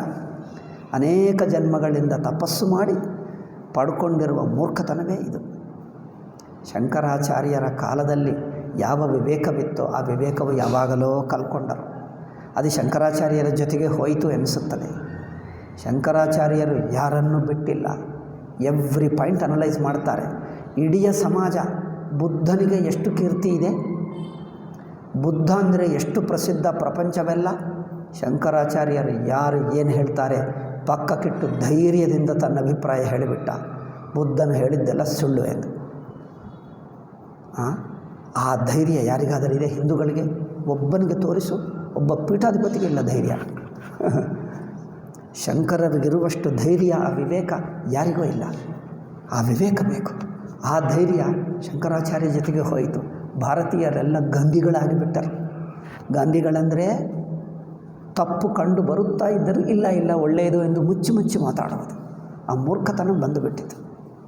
ತಪ್ಪಿದ್ದರೂ ತಪ್ಪನ್ನು ಒಳ್ಳೆಯದೆಂದು ಹೇಳಬೇಕು. ಗುಂಡಗಳನ್ನು ಮಹಾತ್ಮರೆಂದು ಪ್ರಶಂಸೆ ಮಾಡಬೇಕು, ಸಜ್ಜನರನ್ನು ಕೆಟ್ಟವರೆಂದು ಹೇಳಬೇಕು. ಇದೊಂದು ಉಲ್ಟಾ ಆಗಿಬಿಟ್ಟಿತು. ಅದೇ ಮೂರ್ಖತನ Gandhiji special quality. Whole India has become Gandhian India. Gandhi India ಆಗಿಬಿಟ್ಟಿತ್ತು. ಈಗ ಎಲ್ಲರೂ ನಾವು ಗಾಂಧಿಗಳೇ. ಹೇಳಿ ಎಷ್ಟು ಸಲ ಬೇಜಾರಾಯಿತು. 1992ನಿಂದ ಹೇಳ್ತಾ ಇದ್ದೀನಿ. ಎಷ್ಟು ವರ್ಷ ಆಗ್ತದೆ? 1992ನಿಂದ ಹೇಳಿ ಇಷ್ಟುವರೆಗೂ ನನ್ನನ್ನು ಒಪ್ಪಿಕೊಂಡಿದ್ದು ಒಬ್ಬನೂ ಕಂಡು ಬಂದಿಲ್ಲ ನನಗೆ. ಈಗಲೂ ವಿರೋಧ ಮಾಡುವವರೇ ಆ ಮೂರ್ಖತನದಲ್ಲಿರುವುದೇ ಕಂಡು ಬರ್ತಾರೆ. ಇದು ಬೇಸಿಕ್ ಕಾಮನ್ ಸೆನ್ಸ್. ಎಲ್ಲರೆದುರಾಗಿರುವ ಸತ್ಯ ಯಾರಿಗೊಪ್ಪಿಗೆ ಆಗ್ತಾ ಇಲ್ಲ. ಎಲ್ಲರೂ ಒಪ್ತಾ ಇದ್ದಾರಲ್ಲ, ಇಷ್ಟು ದೊಡ್ಡವರು. ದೊಡ್ಡ ದೊಡ್ಡ ಅವತಾರ ಪುರುಷರೇ ಹೇಳಿದ್ದರೆ ಎಲ್ಲ ಮತಗಳು ಸಮಾನ, ನೀವೊಬ್ಬರು ಹೇಳಿದ್ದರೆ ನಾವು ನಂಬಿತ್ತೀವ. ಅವರು ಸಾಧನ ಮಾಡಿಕೊಂಡ್ರಂತೆ, ಯೇಸು ದರ್ಶನ ಮಾಡಿಕೊಂಡರು, ಪ್ರವಾದಿ ದರ್ಶನ ಮಾಡಿಕೊಂಡು ಆತ್ಮದಲ್ಲೇ ಸೇರಿಕೊಂಡರು. ಎಲ್ಲ ಮತಗಳು ಸಮಾನ ಅವರು ಹೇಳಿದ ನಂತರ that is A final seal. ಈಗ ಮತ್ತೆ ನೀವು ಯಾರು ಹೇಳಿದ್ದರೂ ನಾವು ಒಪ್ಪಲ್ಲ, ಎಲ್ಲ ಒಂದೇ. ನೀವು ಏನೇ ಹೇಳ್ಕೊ ನಾವು ನಂಬೋದೇ ಅಲ್ಲ. ಏನಾದರೂ ಹೇಳು. ಟೆರ್ರಿಬಲ್ ಸೀಲ್ ಐಟೆಲಿಯು. ಹಿಂದೂಗಳ ಬುದ್ಧಿ ಸೀಲಾಗಿಬಿಟ್ಟಿದೆ, ವಿವೇಕವೇ ಮಾಡಲ್ಲ. ಆದ್ದರಿಂದ ಕೆಲವು ಬೇಸಿಕ್ ಕಾನ್ಸೆಪ್ಟ್ಸ್ ಆಫ್ ಹಿಂದೂಯಿಸಮ್ ಹಿಂದೂಗಳಿಗೆ ಹೇಳುವುದಕ್ಕೆ ಅಡ್ಡಿಯಂತೆ ಸರ್ಕಾರದ. ನೋಡಿ ಏನಪ್ಪ, ಹಿಂದೂಗಳಿಗೆ ಹೇಳು, ಅಟ್ಲೀಸ್ಟ್ ಜನರಲ್ ನಾಲೆಜ್ ಆದರೂ ಹೇಳು. ಹಿಂದೂಗಳು ಹೀಗೆ ಹೀಗೆ, ವೇದ ಅಂದರೆ ಹೀಗೆ, ಪ್ರಮಾಣ ಅಂದರೆ ಇದು, ಕರ್ಮ ಅಂದರೆ ಇದು, ಜನ್ಮ ಅಂದರೆ ಪುನರ್ಜನ್ಮ ಅಂದರೆ ಪರಲೋಕ ಅಂದರೆ ಹೀಗಿರುತ್ತದೆ, ಇದು ಪುಣ್ಯ ಪಾಪ ಧರ್ಮ ಅಧರ್ಮ ಪರಮಾತ್ಮ ತತ್ವ ಸೃಷ್ಟಿ ಮಾಯಾ ಜಗತ್ತು ಇದೆಲ್ಲ ಹೀಗೆ ಹಿಂದೂಗಳು ತಿಳ್ಕೊಳ್ತಾರೆ ಎಂದು ಜನರಲ್ ನಾಲೆಜ್ ಆದರೂ ಹೇಳೋಕ್ಕಾಗಲ್ಲವ. ಅಮ್ಮ ಅದು ಹೇಳಬಾರದಂತೆ, ಹೇಳಿಬಿದ್ದರೆ ಏಕೆ? ಮುಸಲ್ಮಾನರಿಗೆ ಅಬ್ಜೆಕ್ಷನ್. ಹಿಂದೂಗಳು ಹಿಂದೂ ಮತ ಕಲಿತುಕೊಂಡರೆ ಮುಸ್ಲಿಂ ಕ್ರಿಶ್ಚಿಯನ್ಗೆ ಅಬ್ಜೆಕ್ಷನ್. ಏಕೆ? ಅವರು ಕನ್ವರ್ಟ್ ಮಾಡೋಕ್ಕಾಗಲ್ಲ, ಅದರಿಂದ ನೀವು ಹೇಳಬಾರ್ದು. ಜನರಲ್ ನಾಲೆಜ್ ಹೇಳಿಬಿಟ್ಟರೂ ದೊಡ್ಡ ದ್ರೋಹ ಆಗಿಬಿಡ್ತದೆ, ಸೆಕ್ಯುಲರಿಸಮ್ಗೆ ಧಕ್ಕೆ ಆಗಿಬಿಡ್ತದೆ. మరి ಸೆಕ್ಯುಲರಿಸಮ್ಗೆ ಧಕ್ಕೆ ಆಗಬಾರದು. ಸೆಕ್ಯುಲರಿಸಮ್ ಬದುಕಬೇಕಂದ್ರೆ ಹಿಂದೂಗಳು ಹಿಂದೂ ಜ್ಞಾನ ಪಡ್ಕೊಳ್ಳಬಾರದು. ಹಿಂದೂಗಳಿಗೆ ಹಿಂದೂ ಶಾಸ್ತ್ರ ಜ್ಞಾನವು ಒಂದು ಚೂರು ಇರಬಾರದು. ಅದೆಲ್ಲ ಅಂಧವಿಶ್ವಾಸ. ಅದೇದು ಹಿಂದೂಗಳೆಲ್ಲ ನರಕಕ್ಕೆ ಹೋಗ್ತಾರೆ, ಹಿಂದೂಗಳಲ್ಲಿ ಏನು ಮತವೇ ಇಲ್ಲ, ದೇವರೇ ಇಲ್ಲ, ಎಲ್ಲ ಅಂಧವಿಶ್ವಾಸ. ಇದು ಮುಸಲ್ಮಾನರು ಕ್ರಿಶ್ಚಿಯನ್ಗಳು ನಂಬುತ್ತಾರೆ, ಇವರೆಲ್ಲರೂ ಕಾಫಿರ್ಗಳು. ಅದು ಮಾತ್ರ ತಿಳ್ಕೊ. ಹಿಂದೂಗಳಿಗೆ ಎಲ್ಲರಿಗೂ ಗೊತ್ತು, ನಾವೆಲ್ಲರೂ ಕಾಫಿರ್ಗಳು, ನಮಗೊಂದು ಪ್ರವಾದಿ ಇಲ್ಲ, ನಮಗೊಂದು ಪುಸ್ತಕ ಇಲ್ಲ, ನಾವು ನರಕಕ್ಕೆ ಹೋಗ್ತೀವಿ ಅಂತ. ಈ ಜ್ಞಾನ ಮಾತ್ರ ಎಲ್ಲರಿಗೂ ಹೇಳ್ಕೊಡ್ಬೇಕು ಅಲ್ಲವೇ? ಎಲ್ಲರಿಗೂ ಹೇಳ್ಕೊಡ್ತಾ ಇದ್ದಾರೆ ನಮಗೆ. ಮತ್ತು ಹಿಂದೂ ಶಾಸ್ತ್ರ ತಿಳ್ಕೊಂಡ್ರೆ ಅಬ್ಜೆಕ್ಷನ್ ಅವರಿಗೆ. ಏನಪ್ಪ, ನಿಮ್ಮ ಮನೆಯಲ್ಲಿ ನೀವು ಊಟ ಮಾಡಿದರೆ ಅವನಿಗೆ ಅಬ್ಜೆಕ್ಷನ್. ಅವರ ಪರ್ಮಿಷನ್ ತೊಗೊಂಡು ನೀವು ಊಟ ಮಾಡಬೇಕು. ನಾಳೆ ನೀವು ಉಸಿರು ತೊಗೊಳ್ಳುವುದಕ್ಕೆ ಅವ್ರ ಪರ್ಮಿಷನ್ ತೊಗೊಳ್ಳಬೇಕು. ನೀವು ಅವ್ರ ಪರ್ಮಿಷನ್ ತೊಗೊಳ್ಳೋದೇ ಉಸಿರು ತೊಗೊಳ್ಳೋದಕ್ಕೆ ನಿಮಗೇನು ಅಧಿಕಾರ? ನಮ್ಮ ಸಂವಿಧಾನದಲ್ಲಿ ಬರೆದಿಟ್ಟರು, ನೀವು ಎಷ್ಟು ಚಮಚ ಅನ್ನ ತಿನ್ನಬೇಕು, ಎಷ್ಟು ಇಡ್ಲಿಗಳು ತಿನ್ನಬೇಕು, ಒಂದಾ ಅರ್ಧನಾ ಎರಡಕ್ಕಿಂತ ಒಂದು ಚೂರು ಹೆಚ್ಚು ತಿಂದಿದ್ದೀಯೋ ಜೈಲಿಗೆ ಹಾಕಿಬಿಡ್ತೀವಿ. ಏಕೆ? ಅವ್ರ ಪರ್ಮಿಷನ್ ತೊಗೊಳ್ಬೇಕು. ಮುಸಲ್ಮಾನರ ಪರ್ಮಿಷನ್, ಕ್ರಿಸ್ತ ಮಿಷನರಿ ಪರ್ಮಿಷನ್ ತೊಗೊಂಡೇ ನೀವು ತಿನ್ನಬೇಕು. ಚೆನ್ನಾಗಿದೆ, ಯಾರಿಗೆ ಅಬ್ಜೆಕ್ಷನ್ ಕಂಡೇ ಬಂದಿಲ್ಲ. ಹೆಸರು ಹೇಳಿದ್ದರೆ ನೀವೆಲ್ಲರೂ ಬೇಜಾರು ಮಾಡ್ಕೊಳ್ತೀರಿ, ಯಾರು ಹೆಸರು ಹೇಳಲ್ಲ. ಈಗ ನಾನು ಸುಮ್ಮನೆ ಜನರಲ್ ಹೇಳಿಬಿಟ್ಟರೆ ಗಾಲಿಗೆ ಹೋಗುತ್ತದೆ, ಹೆಸರು ಹೇಳಿದರೆ ಬೇಜಾರು ಮಾಡ್ಕೊಳ್ತಾರೆ. ಏನು ಹೇಳಬೇಕಪ್ಪ? ನಮ್ಮ ಎಲ್ಲರೂ ಉತ್ತರ ಭಾರತದಿಂದ ಕಾಶ್ಮೀರದಿಂದ ಕನ್ಯಾಕುಮಾರಿ ಎಲ್ಲ ಪೀಠಾಧಿಪತಿಗಳು, ಎಲ್ಲ ಸ್ವಾಮಿಗಳು, ಎಲ್ಲ ಇಂಟರ್ನ್ಯಾಷನಲ್ ಇಂಗ್ಲೀಷ್ ಮೀಡಿಯಂ ಸ್ವಾಮಿಗಳು ಹೇಳಿದ್ದು ಇದೇ ಮಾತು. ಇದೇ ಮೂರ್ಖತನವನ್ನು ಗುರುಗಳು ಹೇಳಿದ್ದರೆ ಗಟ್ಟಿಯಾಗಿ ಬರುತ್ತದೆ, ಸಾಮಾನ್ಯ ಜನರು ಹೇಳಿದ್ದರೆ ಬರಲ್ಲ. ಗುರುಗಳು ಅವತಾರ ಪುರುಷರು ಹೇಳಿದ್ದರೆ ಮೂರ್ಖತನ ಗಟ್ಟಿಯಾಗಿ ಕೂತ್ಕೊಳ್ತದೆ ನಮ್ಮ ಮನಸ್ಸಿನಲ್ಲಿ. ಅದೇ ನಡೆಯುತ್ತಾ ಇದೆ. ಅವತಾರ ಪುರುಷ ಹೇಳಿದ್ದರೆ ಗಟ್ಟಿಯಾಗಿ ಕುಳಿತುಕೊಳ್ಳಲ್ಲವ. ಅವರು ಹಿಂದೂ ಧರ್ಮ ಉದ್ಧರಿಸುವಕ್ಕೆ ಬಂದರೋ ಹಿಂದೂ ಧರ್ಮ ನಾಶ ಮಾಡುವಕ್ಕೆ ಬಂದರೋ ನನಗೆ ಗೊತ್ತಾಗಲ್ಲ. ನನಗೆ ಅನಿಸುತ್ತದೆ ನಾಶ ಮಾಡುವುದಕ್ಕೆ ಹುಟ್ಟಿದ್ದಾರೆ ಅನಿಸುತ್ತದೆ ಈ ಅವತಾರರೆಲ್ಲ. ಹಿಂದೂ 20ನೇ ಶತಮಾನದಲ್ಲಿ ಹುಟ್ಟಿರುವ ಅವತಾರಗಳೆಲ್ಲ ಹಿಂದೂ ಮತ ನಾಶನಕ್ಕೆ ಬಂದಿದ್ದಾರೆ ಅನಿಸುತ್ತದೆ. మరి ನೋಡು, ಅವರು ಹೇಳಿದ್ದೆಲ್ಲ. ಒಂದು ತೆಲುಗಿನಲ್ಲಿ ಒಂದು ಗಾದೆ ಇದೆ, కుండెడు తేనె తయారు చేసి ఒక్క చుక్క ನೀರು వేస్తే చాలు. ಒಂದು ಏನು ಮಡಿಕೆ ತುಂಬಿ ಜೇನುತುಪ್ಪ ತಯಾರು ಮಾಡಿ ಸಂಗ್ರಹ ಮಾಡಿ ಒಂದೇ ಹನಿ ನೀರು ಹಾಕಿದ್ದಾರಂತೆ, ಅಷ್ಟೇ. ಒಂದೇ ಹನಿ ಹೆಚ್ಚಿಲ್ಲ, ಸಾಕು. ಏನಾಯಿತು? ಅವರೆಲ್ಲ ದೊಡ್ಡ ದೊಡ್ಡ ಉಪದೇಶವು ಜ್ಞಾನ, ಪರಮಾತ್ಮ, ತ್ಯಾಗ, ಮಾನವ ಸೇವೆಯೇ ಮಾಧವ ಸೇವಾ ಏನದು ಮನುಷ್ಯನ ಸೇವನೆ, ಈ ಎಷ್ಟೆಲ್ಲ ಒಳ್ಳೆಯ ಮಾತುಗಳು ಉಪದೇಶಗಳು ಎಲ್ಲ ಮಾಡಿಬಿಟ್ಟು ಲಾಸ್ಟಿಗೆ ಒಂದು ಡಿಟ್ಟೋ ಹೇಳಿಬಿಟ್ಟರು.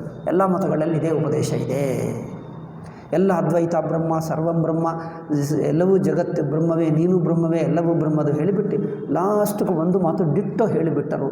ಏನದು? ಒಂದು ಹನಿ ನೀರು ಹಾಕಿದ್ದಾರೆ, ಎಲ್ಲ ಮತಗಳು ಸಮಾನ. ಓಲ್ ಹನಿ ಮಾಡಿಬಿಟ್ಟು, ಹನಿ ಅಂದರೆ ಇಂಗ್ಲೀಷ್ ಹನಿ, ಜೇನುತುಪ್ಪ, ನನಗೆ ಪದ ಬರಲ್ಲ ಬೇಗ. ಸೊ ಎಲ್ಲ ಜೇನುತುಪ್ಪ ತಯಾರು ಮಾಡಿ ಒಂದು ಹನಿ ನೀರು ಹಾಕಿಬಿಟ್ಟರು. ಇದು ನಮ್ಮ ಅವತಾರ ಪುರುಷರು ಮಾಡಿರುವ ದೊಡ್ಡ ಉಪಕಾರ. ಜನರು ಹೇಳ್ತಾರೆ 20ನೇ ಶತಮಾನದಲ್ಲಿ ಅವತಾರ ಪುರುಷರು ಬಂದರು, ಹಿಂದೂ ಧರ್ಮ ಉದ್ಧರಿಸಿದ್ದಾರೆ. ಹೌದಪ್ಪ, ಜೇನುತುಪ್ಪ ಒಂದು ಮಡಿಕೆ ಅಲ್ಲ, 1000 ಮಡಿಕೆಯಲ್ಲಿ ಜೇನುತುಪ್ಪ ತಯಾರು ಮಾಡಿದ್ದಾರೆ. ಎಲ್ಲಕ್ಕೆ ಒಂದೊಂದು ಹನಿ ನೀರು ಮಾತ್ರ ಹಾಕಿ ಹೋದರು. ಅಷ್ಟೇ ನಮಗೆ ಅವರು ಮಾಡಿರೋ ದೊಡ್ಡ ಉಪಕಾರ. ಸರ್ವನಾಶನ ಮಾಡಿಬಿಟ್ಟರು. You will never understand anything. So Shruti ಹೇಳುವುದು ನೀನು ಬ್ರಹ್ಮ ಆಗಿದೆ ಎಂದು ಹೇಳಿದ ಮಾತು ಯಾವ ವ್ಯಕ್ತಿ ಅಭಿಪ್ರಾಯವಲ್ಲ, ಅದು ಇದ್ದ ವಸ್ತು. ವೇದವನ್ನಿನಿಂದ ಮಾಡುವುದು ಕೆಲವರು ಎಷ್ಟು ಅಸಹ್ಯವಾಗ್ತದೆ ಅಂದರೆ, ಸಾಮಾನ್ಯ ಜನರು, ಕುತರ್ಕವಾದಿಗಳು, ವಿತಂಡವಾದಿಗಳು ಗೊತ್ತಿಲ್ಲ ಅಂದರೆ ಒಪ್ಕೊಳ್ತೀವಿ. ಈ ಅವತಾರ ಪುರುಷರು ವೇದವನ್ನು ಕಡೆಗಣಿಸೇ ಮಾತಾಡ್ತಾರೆ. ಅಂದರೆ ವೇದ ಅಂದರೆ ಏನು ಅವ್ರಿಗೂ ಗೊತ್ತಿಲ್ಲ. ಈಗ ಗೊತ್ತಿಲ್ಲದವರು ಅವತಾರ ಪುರುಷರು ಆಗ್ತಾರೆ. ಅದೊಂದು ವಿಚಿತ್ರ ಬುದ್ಧಿ. ಅವರು ಅದೇ ಮಾತಾಡ್ತಾರೆ. ನಾಸ್ತಿಕರ ಹಾಗೆ ಮಾತಾಡ್ತಾರೆ, ಕ್ರಿಸ್ತು ಮಿಷನರಿ ಹಾಗೆ ಮಾತಾಡ್ತಾರೆ, ಮುಲ್ಲಾಗಳು ಹಾಗೆ ಮಾತಾಡ್ತಾರೆ. ನಮ್ಮ ಅವತಾರ ಪುರುಷರು 20ನೇ ಶತಮಾನದ ಅವತಾರ ಪುರುಷರು. ನಾನು ಯಾವಾಗ ಅವತಾರ ಪುರುಷರು ಗುರುಗಳು ಹೇಳ್ತೀನೋ, 20th century ಗುರೂಸ್, 20th century international ಗುರೂಸ್ ಎಂದು ಅರ್ಥ. ಅವರೆಲ್ಲರೂ ಮಾಡಿದ್ದು ಹೀಗೆ ಇರ್ತದೆ. ಆಯಿತು ನೋಡಿ, ಇಲ್ಲೇನು ಹೇಳ್ತಾ ಇದ್ದಾರೆ, ವಾಕ್ಯವು ಸತ್ಯವನ್ನು ಹೇಳ್ತಾ ಇದೆ, ಇದ್ದನ್ನು ಇದ್ದ ಹೇಳ್ತಾ ಇದೆ. ಅಂದರೆ ಶಾಸ್ತ್ರವು ತನ್ನನ್ನು ಬ್ರಹ್ಮ ಎಂದು, ಸಂಸಾರರಹಿತ, ದುಃಖರಹಿತ, ನನ್ನ ನಿಜ ಸ್ವರೂಪ ಹೇಳ್ತಾ ಇದೆ. ನೀವು ದುಃಖರಹಿತವಾಗುತ್ತೀ ಎಂದು ಹೇಳುತ್ತಾ ಇಲ್ಲ. ಸಂಸಾರರಹಿತನೂ ಆನಂದ ಸ್ವರೂಪನು ನಾಳೆ ಆಗುತ್ತಿ, ನಾಡಿದ್ದು ಆಗುತ್ತಿ, ಪ್ರಯತ್ನ ಮಾಡಿದ್ದರೆ ಆಗುತ್ತೀವಿ, ಡೆಫಿನೆಟ್ಲಿ ಆಗುತ್ತಿ, ಇದೇನು ಹೇಳ್ತಾ ಇಲ್ಲ. ಆಗಿ ಇರುವುದೇ ನಿನ್ನ ಸ್ವರೂಪ. ಅದು ನಿಮಗೆ ಗೊತ್ತಿಲ್ಲದೇ ಇರಬಹುದು, ಇರುವುದು ಮಾತ್ರ ಅದೇ. ಇದು ನೋಡಿ ಶಾಸ್ತ್ರ ಹೇಳುತ್ತೆ. ನೀನಿರುವುದೇ ಸಂಸಾರರಹಿತ, ನಿಮ್ಮ ಸಹಜ ಸ್ವರೂಪವೇ ಅದು. ನೀನು ಅದು ಬಿಟ್ಟು ಇನ್ನೇನೂ ಅಲ್ಲ. ಸಂಸಾರರಹಿತ, ದುಃಖರಹಿತ, ಆನಂದ ಸ್ವರೂಪ ಬಿಟ್ಟು ಇನ್ನು ಬೇರೆ ಯಾವುದೂ ಅಲ್ಲ. ಬೇರೆ ಏನಂತ ತಿಳ್ಕೊಂಡ್ರೂ ತಪ್ಪೆ. ಅಯ್ಯೋ, ಇದು ಗೊತ್ತೇ ಇಲ್ಲ ನಮಗೆ. ಹಾಗಾದರೆ ನನಗೆ ನಾನು ದುಃಖಿ ಸಂಸಾರಿ ಅನಿಸುತ್ತದೆ, ಇದು ಹೇಗೆ ತಪ್ಪು ಹೇಳಿಬಿಡು. ವೇದಾಂತವು ಕೇಳಿದ ನಂತರ ನೀನು ಬ್ರಹ್ಮ ಅಂದರೆ, ನನಗೆಲ್ಲ ಜನರು ಏನು ಕೇಳ್ತಾರೆ, ನನಗೆ ಬ್ರಹ್ಮ ಎಂದು ಗೊತ್ತಾಯಿತು, ನಾನು ಬ್ರಹ್ಮ ಹೇಗೆ ಆಗಬೇಕು ಹೇಳಿ. ಇದು ಪ್ರಶ್ನೆ ಅಲ್ಲ. ವೇದಾಂತ ಕೇಳಿದವನು ಪ್ರಶ್ನೆ ಅಲ್ಲ ಅದು. ವೇದಾಂತ ಅರ್ಥವಾಗದೆ, ವೇದಾಂತ ಕಲಿಯುವಕ್ಕೆ ಮುಂಚೆ ಇರುವ ಆ ಅವಿವೇಕದ ಪ್ರಶ್ನೆ ಅದು. ವೇದಾಂತ ಕೇಳಿದ ನಂತರ ಪ್ರಶ್ನೆ ಏನಾಗಬೇಕು, ನಾನೇ ಬ್ರಹ್ಮ ಆದರೆ ನನಗೆ ಈ ದುಃಖಿ ಸಂಸಾರಿ ಅನಿಸುತ್ತಾ ಇದೆ, ಇದು ತಪ್ಪು ತಿಳುವಳಿಕೆ ಆದರೆ ಇದು ಹೇಗೆ ತಪ್ಪು ಅದು ಹೇಳಿ ನನಗೆ. ನಾನು ಸಂಸಾರಿ, ಜನ್ಮ ಮರಣಶೀಲ, ದೇಹ ನಾನು, ಇಂದ್ರಿಯ ನಾನು, ಮನಸ್ಸು ನಾನು, ದುಃಖಿ ನಾನು, ಸಂಸಾರಿ ನಾನು ಎನ್ನದೇ ನನ್ನ ತಿಳುವಳಿಕೆ. ಇದು ತಪ್ಪಾದರೆ ನಾನು ಬ್ರಹ್ಮ ಆಗಿಬಿಡ್ತೀನಿ, ನಾನು ಬ್ರಹ್ಮ ಎಂದು ಒಪ್ಕೊಳ್ತೀನಿ. ಇದು ತಪ್ಪು ಹೇಗೆ ತೋರಿಸು, ಇದು ಪ್ರಶ್ನೆ ಆಗಬೇಕು. ನಾನು ಜೀವ ಎನ್ನುವುದು ಹೇಗೆ ತಪ್ಪು ತೋರಿಸು, ನಾನು ದೇಹವಲ್ಲ ಎನ್ನುವುದು ಹೇಗೆ ತೋರಿಸು, ದುಃಖ ನನಗೆ ಇಲ್ಲ ಎಂಬುದು ಹೇಗೆ ತೋರಿಸು. ನನಗೆ ದುಃಖ ಇಲ್ಲವಾ, ದುಃಖರಹಿತ ಆನಂದ ಸ್ವರೂಪವ ಹೇಗೆ ತೋರಿಸು. ಅದು ಪ್ರಶ್ನೆ. ಈ ದುಃಖ ನನ್ನ ತಪ್ಪು ತಿಳುವಳಿಕೆನಾ, ನಾನು ದುಃಖಿ ಸಂಸಾರಿ ಜನ್ಮ ಮರಣಶೀಲ ನನ್ನ ತಪ್ಪು ತಿಳುವಳಿಕೆನಾ? ಹಾಗಾದರೆ ತೋರಿಸು ಹೇಗೆ. ಇವರೇನು ಹೇಳ್ತಾರೆ, ಹೌದು ದುಃಖ ತಪ್ಪು ತಿಳುವಳಿಕೆ, ದೇಹವು ನಾನಲ್ಲ, ಇಂದ್ರಿಯ ನಾನಲ್ಲ, ಮನಸ್ಸು ನಾನಲ್ಲ, ಜೀವ ನಾನಲ್ಲ, ಜನ್ಮ ಮರಣ ಇಲ್ಲ, ನಾನು ಬ್ರಹ್ಮ ಎಂದು ಗೊತ್ತಾಯಿತು. ಈಗ ಬ್ರಹ್ಮ ಹೇಗೆ ಆಗಬೇಕು? ಈ ಪ್ರಶ್ನೆಗೆ ಏನಾದರೂ ಅರ್ಥ ಇದೆ? ಹೇಳುತ್ತಿದ್ದು ಒಂದು ಮಾತಾದರೂ ಕೇಳಿದ್ದನ? ಹೀಗೆ ಪ್ರಶ್ನೆ ಮಾಡಿದ್ದವನು 10 ವರ್ಷದಿಂದ ವೇದಾಂತ ಹೇಳಿದ್ದು ಒಂದು ವಾಕ್ಯ ಅದರ ಅರ್ಥ ಮಾಡಿಕೊಂಡನ? ಆ ಪ್ರಶ್ನೆ ಏನದು? ಅದು ಏನು ಪ್ರಶ್ನೆ? ಹೇಳುತ್ತಿದ್ದೇನೋ ಅವ್ರು ಕೇಳುತ್ತಿದ್ದೇನೋ, ಮತ್ತೆ ಅದೇ ಪ್ರಶ್ನೆ. ಆಗುವುದಲ್ಲಪ್ಪ, ನೀನು ಇರುವುದೇ ಬ್ರಹ್ಮ, ನಿಮಗೆ ಬ್ರಹ್ಮ ಅಲ್ಲ ಅನಿಸುತ್ತಾ ಇದೆ, ನಾನು ಇನ್ನೇನೋ ಅನಿಸುತ್ತಾ ಇದೆ. ಈ ಇನ್ನೇನೋ ಅನಿಸುವ ಅನಿಸಿಕೆ ಇದು ಹೇಗೆ ತಪ್ಪು ತೋರಿಸು ನನಗೆ, ಅದು ನಾನು ತಿಳ್ಕೊಳ್ಳಬೇಕು. ಇದು ಅನಿಸುತ್ತಾ ಇದಲ್ಲ, ಇದು ತಪ್ಪಂದರೆ ತಪ್ಪು ತಿಳುವಳಿಕೆಯ? ಇದು ತಪ್ಪು ತಿಳುವಳಿಕೆ ಅನಿಸುತ್ತಾ ಇಲ್ಲ, ಹೇಗೆ ತಪ್ಪು ತಿಳುವಳಿಕೆ ನನಗೆ ತೋರಿಸು. ಇದು ತಪ್ಪು ತಿಳುವಳಿಕೆ ಎಂದು ಗೊತ್ತಾಗಿ ಬಿಟ್ಟರೆ ಆಯಿತು, ನನಗೆ ಬಿಟ್ಟು ಹೋಯಿತು. ಇದು ತಪ್ಪು ತಿಳುವಳಿಕೆ ಎಂದು ಗೊತ್ತಾದರೆ ಬಿಟ್ಟು ಹೋಯಿತು. ಈ ತಪ್ಪು ತಿಳುವಳಿಕೆ ಹೇಗೆ ಅದು ಗೊತ್ತಾಗಬೇಕು. ಇಂಥ ಪ್ರಶ್ನೆ ಯಾರಾದರೂ ಮಾಡಿದ್ದಾರೆ? మరి ವೇದಾಂತ ಕೇಳಿದಾಗ ಕೇಳುವಕ್ಕೆ ಮುಂಚೆ ಏನೂ ಗೊತ್ತಿಲ್ಲ, ಏನೇನೋ ಪ್ರಶ್ನೆ ಹೇಳ್ತಾರೆ, ಅರ್ಥ ಮಾಡ್ಕೊಳ್ತೀವಿ, ಅವ್ರಿಗೆ ಪಾಪ ಗೊತ್ತಿಲ್ಲ. ಕೇಳಿದವರು ಪ್ರಶ್ನೆ ಉಲ್ಟಾ ತಿಲ್ಟಾ ಮಾಡಿದ್ದರೆ ನಾನು ಸಹಿಸೋಕ್ಕಾಗಲ್ಲ. ಎಲ್ಲ ವೇದಾಂತ ಕೇಳಿ ಮತ್ತೆ ಅದೇ ಉಲ್ಟಾ ಪ್ರಶ್ನೆ ಮಾಡ್ತಾರೆ. ಅಂದರೆ ಹೇಳುವುದಲ್ಲಿ ಏನು ಹೇಳ್ತಾ ಇದ್ದೀವಿ ಕೇಳ್ತಾ ಇಲ್ಲ. ಏನೂ ಕೇಳದೇ ಇರುವವರು ಹೊಸದಾಗಿ ಬಂದರು, ಈಗೀಗ ಕೆಲವು ತಿಂಗಳಾಯಿತು, ಏನೋ 1-2 ತಿಂಗಳು 3 ತಿಂಗಳು ಇತ್ತೀಚೆಗೆ ಬಂದರು, ಇನ್ನೂ ಅವ್ರು ಕೇಳಲಿಲ್ಲ, ಅವ್ರಿಗೆ ಗೊತ್ತಾಗಲಿಲ್ಲ. ಆಯಿತು, ಏನೋ ಪ್ರಶ್ನೆ ಮಾಡ್ತಾರೆ, ಮಾಡಲಿ.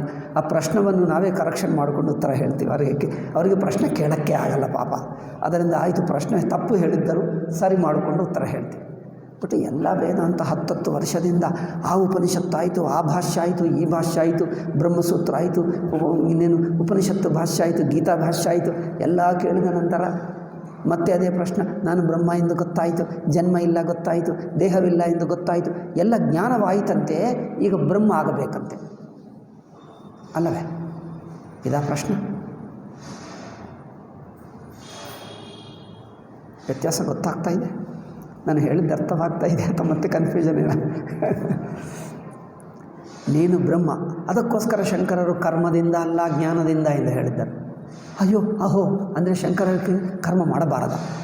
ಒಬ್ಬನ ಸನ್ಯಾಸ ತಗೊಂಡ ನಂತರ ಹೊಸದಾಗಿ ನಾನು ಸನ್ಯಾಸಕ್ಕೆ ಮುಂಚೆನೇ ಎಲ್ಲ ವೇದಾಂತ ಓದಿದೆ, ಹೇಳುತ್ತಿದ್ದೆ, ಎಷ್ಟೋ ವರ್ಷ ಕೇಳಿದೆ, ಪಾಠನೂ ಹೇಳುತ್ತಿದ್ದೆ, ನಂತರ ಸನ್ಯಾಸವಾದ.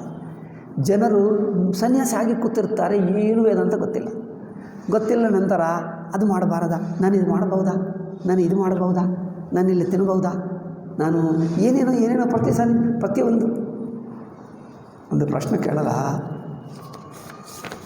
85 years old ಮ್ಯಾನ್, ಈ ಬಿಕೇಮ್ ಸನ್ಯಾಸಿ. ಎಲ್ಲೋ ಹೋಗಿ ಸನ್ಯಾಸ ತಗೊಂಡು ಬಂದು ನನಗೆ ಪ್ರಶ್ನೆ ಕೇಳ್ತಾನೆ. ಊಟ ಮಾಡುವಾಗ ನೀರು ಹೀಗೆ ತಿರುಗಿಸಬೇಕು, ಹೇಗೆ? ಲೆಫ್ಟ್ನಿಂದ ರೈಟ್ಗೆ ತಟ್ಟ ಸುತ್ತು ಪರಿಶೇಚನ ಮಾಡ್ತಾರಲ್ಲ. ಯಾರೊಬ್ಬ ಸನ್ಯಾಸಿ ಹೀಗೆ ಮಾಡಿದ ನಂತರ ಹೀಗೆ ಮಾಡಿದನಂತೆ, ಉಲ್ಟಾ. ಅದು ಯಾರು ಮಾಡಬೇಕು? ಸನ್ಯಾಸಿ ಹಾಗೆ ಈ ರೈಟ್ನಿಂದ ಲೆಫ್ಟ್ಗೆ ಮಾಡಬೇಕಾ? ನನ್ನನ್ನು ಕೇಳ್ತಾನೆ. ನಾನೇ ಹೇಳಿದ್ದೀನಿ, ಅದು ಎಲ್ಲಿದೆ, ಯಾವ ಶಾಸ್ತ್ರದಲ್ಲಿದೆ? ಪರಿಶೇಚನ ಲೆಫ್ಟ್ನಿಂದ ರೈಟ್ಗಿದೆ ಹೊರತು ರೈಟ್ನಿಂದ ಲೆಫ್ಟ್ಗೆ ಎಲ್ಲಿದೆ? ಇದು ಅವ್ರ ದೊಡ್ಡ ಪ್ರಶ್ನೆ, ಸನ್ಯಾಸಿ ಆಗಿದ್ದಕ್ಕೆ ದೊಡ್ಡ ಪ್ರಶ್ನೆ. ಯಾರೋ ಕೇಳಿದರಂತೆ, ಬೆಕ್ಕು ಲೆಫ್ಟ್ನಿಂದ ರೈಟ್ಗೆ ಹೋದರೆ, ರೈಟ್ನಿಂದ ಲೆಫ್ಟ್ಗೆ ಹೋದರೆ ಏನೋ ಅಪಶಕುನ ಎಂದು ಹೇಳ್ತಾರೆ ಅಲ್ಲವೇ?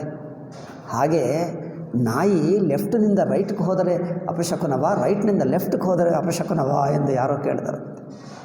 ಇವರು ಏನು ಉತ್ತರ ಕೊಟ್ಟರು ಗೊತ್ತಾ? ಲೆಫ್ಟ್ನಿಂದ ರೈಟ್ಗೆ ಹೋಗಲಿ, ರೈಟ್ನಿಂದ ಲೆಫ್ಟ್ಗೆ ಹೋಗಲಿ ಅಪಶಕುನವಲ್ಲ, ನಿಮ್ಮ ಮೇಲೆ ಬಿದ್ದು ಕಚ್ಚಿದರೆ ಅದೇ ಅಪಶಕುನ. ನಿಮ್ಮ ಮೇಲೆ ಬಿದ್ದು ಕಚ್ಚದಿದ್ದರೆ ಎಲ್ಲಿ ಹೋದರೂ ಪರವಾಗಿಲ್ಲ ಎಂದು ಹೇಳಿ.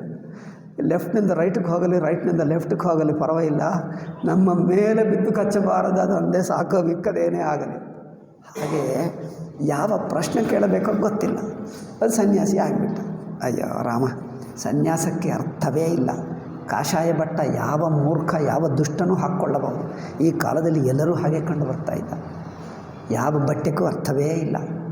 ಏಕೆಂದರೆ ಏನು ಮಾಡ್ತಾನೋ ಅವನಿಗೆ ಗೊತ್ತಿಲ್ಲ. ಮೊದಲು ಮೂರ್ಖ, ಕಾಷಾಯ ಬಟ್ಟ ಹಾಕ್ಕೊಂಡ್ರೆ ಡಬಲ್ ಮೂರ್ಖ, ಅಷ್ಟೇ, ಏನು ವ್ಯತ್ಯಾಸ ಇಲ್ಲ.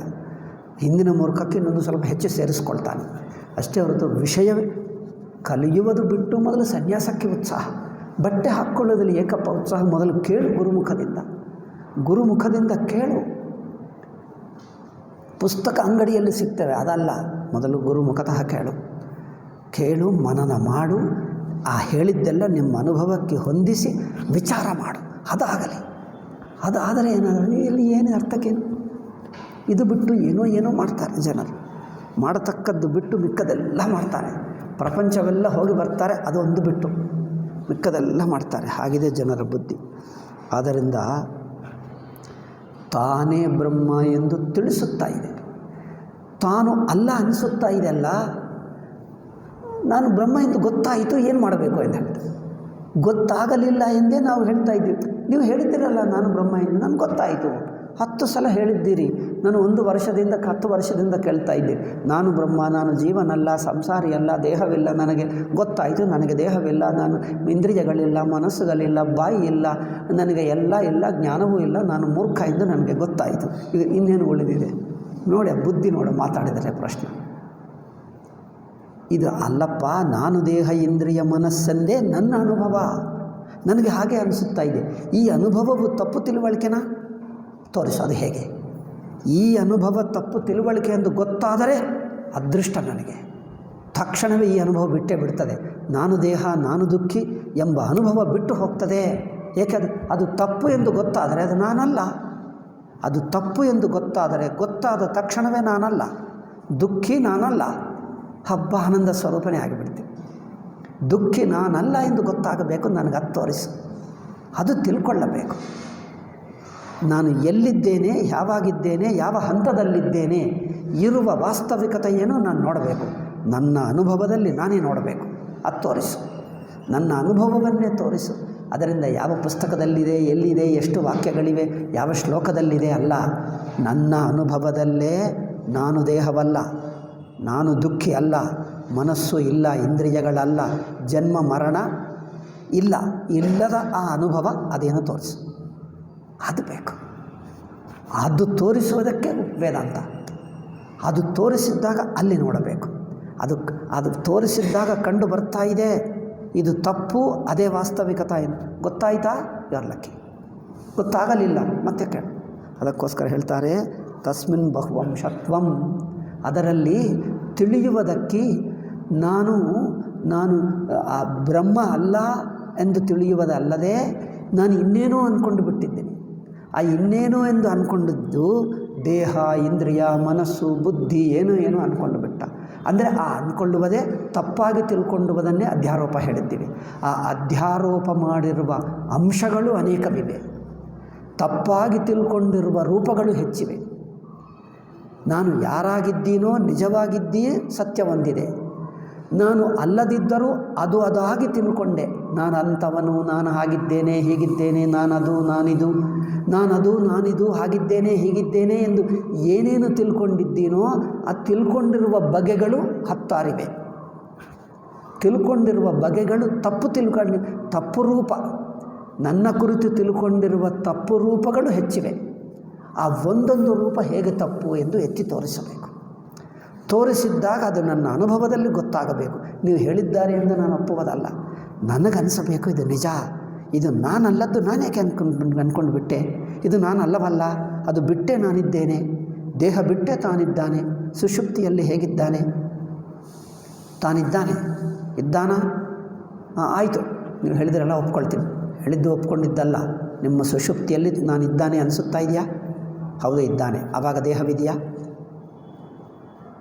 ಊಹಿಸ್ಕೊಳ್ಳಬೇಡ. ಅವರು ಹೇಳಿದ್ದು ಇವರು ಹೇಳಿದ್ದು ಪುಸ್ತಕ ಓದಿದೆ, ಎಲ್ಲಿ ಓದಿದ್ದು ಬೇಡ. ನಿಮಗೇನು ಅನಿಸುತ್ತಾ ಇದೆ ಮೊದಲು ಹೇಳು. ನಿಮ್ಮ ಅನುಭವಕ್ಕೆ, ನಿಮ್ಮ ತಿಳುವಳಿಕೆಗೆ ಏನು ಅನಿಸುತ್ತೋ ಅದು ಹೇಳು. ಇಲ್ಲಿದ್ದ ಓದಿದ್ದು ಕೇಳಿದ್ದು ಬೇಡ. ಓದಿದ್ದು ಕೇಳಿದ್ದು ಯಾರಿಗಪ್ಪ? ಬೇಕಾದಷ್ಟು ಪುಸ್ತಕಗಳಿವೆ, ಅವ್ರು ನೋಡ್ಕೊಳ್ತಾರೆ. ನಿಮಗೇನು ಅನಿಸುತ್ತಾ ಇದೆ? ಸುಷುಪ್ತಿ ಅನುಭವದಲ್ಲಿ ತಾನಿದ್ದಾನ? ಆ ಅನುಭವದಲ್ಲಿ ದೇಹವಿದೆಯಾ? ಅದು ನೋಡು. ಇಲ್ಲ, ತಾನಿದ್ದಾನೆ. ಅದೇ ನೀನು. ದೇಹವಿಲ್ಲ, ತಾನಿದ್ದಾನೆ, ಅದು ಗೊತ್ತಾಗಬೇಕು. ಇದು ತಾನು ತನಗಾಗಿ ನೋಡಬೇಕು, ಇನ್ನೊಬ್ಬರು ಹೇಳಿದ್ದಲ್ಲ. ಹೀಗೆ ತನ್ನ ಅನುಭವವನ್ನು ಎತ್ತಿ ತೋರಿಸುವುದು, ಆ ತೋರಿಸಿರುವ ಅನುಭವದಲ್ಲಿ ಇದಲ್ಲ, ಇದು ತಾನಲ್ಲ ಎಂದು ಒಪ್ಪಿಕೊಂಡು ಬಿಡ್ತಾರೆ. ಶಾಸ್ತ್ರ ಹೇಳಿದ್ದಲ್ಲ, ದೇಹವಲ್ಲ, ಇಂದ್ರಿಯಗಳೆಲ್ಲ ಒಪ್ಪಿಕೊಂಡು ಯಾವುದು ಒಪ್ಪಿಕೊಳ್ಳಬೇಡ. ಯಾರಿಗೋಸ್ಕರ ಒಪ್ಪಿಕೊಳ್ಳೋದು? ಗುರುಗಳನ್ನು ಪ್ಲೀಸ್ ಮಾಡುವುದಾ? ಯಾರನ್ನು ಪ್ಲೀಸ್ ಮಾಡುವುದಕ್ಕೆ ಇದೆಲ್ಲ ಒಪ್ಕೊಂಡೋದು? ಯಾರನ್ನು ಪ್ಲೀಸ್ ಮಾಡಬೇಕಾಗಿಲ್ಲ. ತಿಳುವಳಿಕೆ ನನಗೆ ಬೇಕು. ಅವರ ಮುಖಸ್ತುತಿಗೋಸ್ಕರನ, ದಾಕ್ಷಿಣ್ಯಕ್ಕೋಸ್ಕರ ಒಪ್ಕೊಳ್ತಾರ? ಗುರುಗಳು, ನೀವು ದೊಡ್ಡವರು, ನಿಮ್ಮಂಥ ಗುರುಗಳು ಒಪ್ಪಿದ್ದಾರಲ್ಲ, ಅದು ನೀವು ದೊಡ್ಡವರು ಹೇಳಿದ್ದಾರೆ, ಅದರಿಂದ ನಾವು ತಪ್ಪು ಹೇಳೋಕ್ಕಾಗ್ತದ? ನಮಗಿಂತ ನಿಮಗೆ ಹೆಚ್ಚು ಗೊತ್ತು. ಆಯಿತು, ನಾನು ಬ್ರಹ್ಮ, ಜೀವನಲ್ಲ, ಒಪ್ಕೊಂಡು ಬಿಟ್ಟೆ. ಹೇಳ್ರಿ ಗುರುಗಳೇ, ಯಾರಿಗೋಸ್ಕರಪ್ಪ? ನನ್ನ ಮೇಲೆ ದಾಕ್ಷಿಣ್ಯಕ್ಕೋಸ್ಕರನ ಒಪ್ಕೊಳ್ಳುವ? ಯಾರಿಗೋಸ್ಕರ ಇದು ದಾಕ್ಷಿಣ್ಯ ಏಕೆ? ಈ ಪರ್ಸನಲ್ ರಿಲೇಷನ್ಶಿಪ್ ಅಲ್ಲ, ಪರ್ಸನಲ್ ಮರ್ಯಾದೆಗಳಲ್ಲ ವೇದಾಂತ ನಿಮ್ಮ ಅನುಭವ ದೃಷ್ಟಿ. ಅದು ನಿಮ್ಮ ಅನುಭವವನ್ನು ನೋಡುವುದೇ ಹೊರತು ಪರ್ಸನಲ್ ಮರ್ಯಾದೆಗಳಲ್ಲ. ಇದು ಮರ್ಯಾದಕ್ಕೇನು ಸ್ಥಾನವಿಲ್ಲ. ಆ ಮರ್ಯಾದೆಗಳು, ಲೌಕಿಕ ಮರ್ಯಾದೆಗಳೆಲ್ಲ ಬಿಸಾಕು. ವಸ್ತುವಾಗಿ ತಿಳ್ಕೊಳ್ಳುವುದು ಬೇಕೆ. ಲೌಕಿಕ ಮರ್ಯಾದೆಗಳು ಬೇರೆ, ಅದು ಲೌಕಿಕ ವ್ಯವಹಾರ. ಲೌಕಿಕ ಮರ್ಯಾದೆಗಳು ಅವರನ್ನು ಪ್ಲೀಸ್ ಮಾಡುವುದಕ್ಕಲ್ಲ.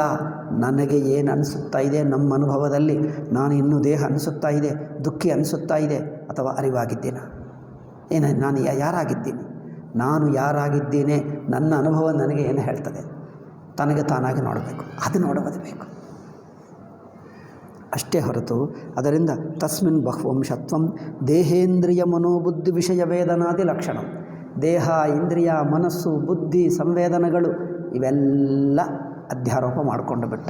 ಇವುಗಳನ್ನೇ ನಾನು, ದೇಹ ನಾನು, ಇಂದ್ರಿಯ ನಾನು, ಮನಸ್ಸು ನಾನು, ಬುದ್ಧಿ ನಾನು, ಈಗ ಅಹಂಬುದ್ಧಿ ನಾನು, ವೇದನ ನಾನು, ಇವುಗಳಲ್ಲೇ ತಿರುಗುತ್ತಾ ಇದ್ದಾನೆ. ಇದೇ ನಾನು.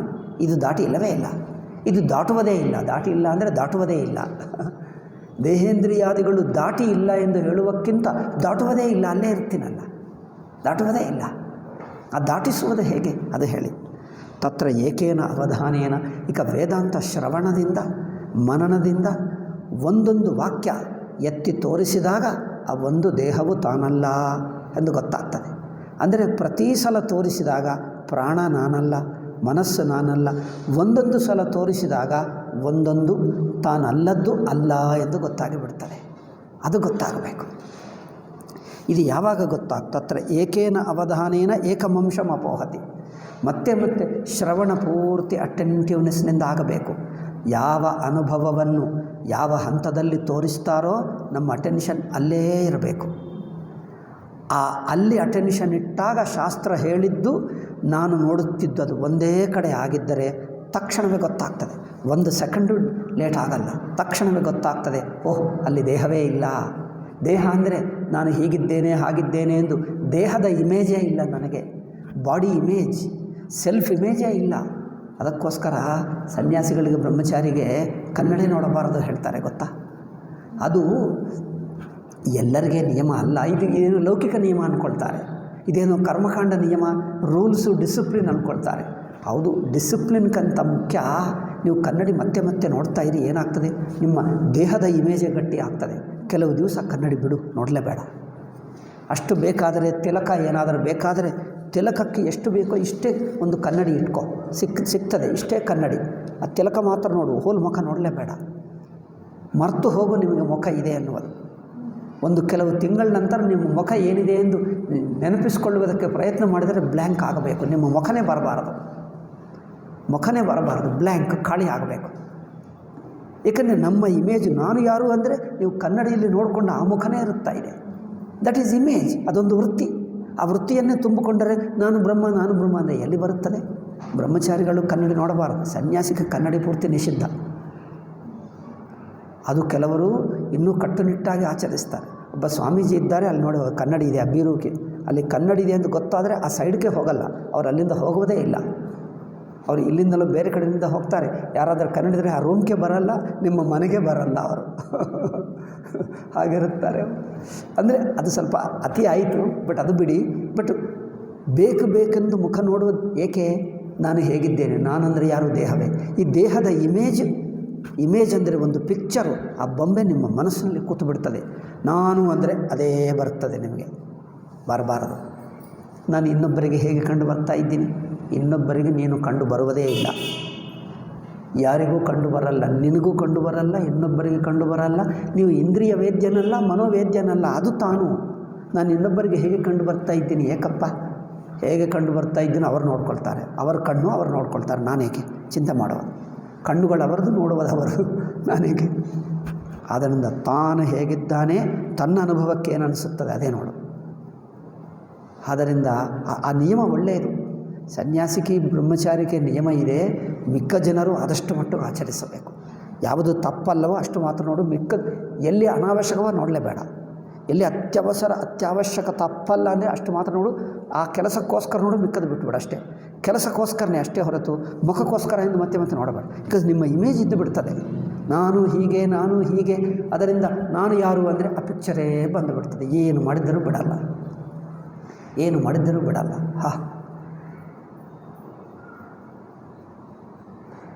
ಮೊದಲು ಇರುತ್ತಿತ್ತು.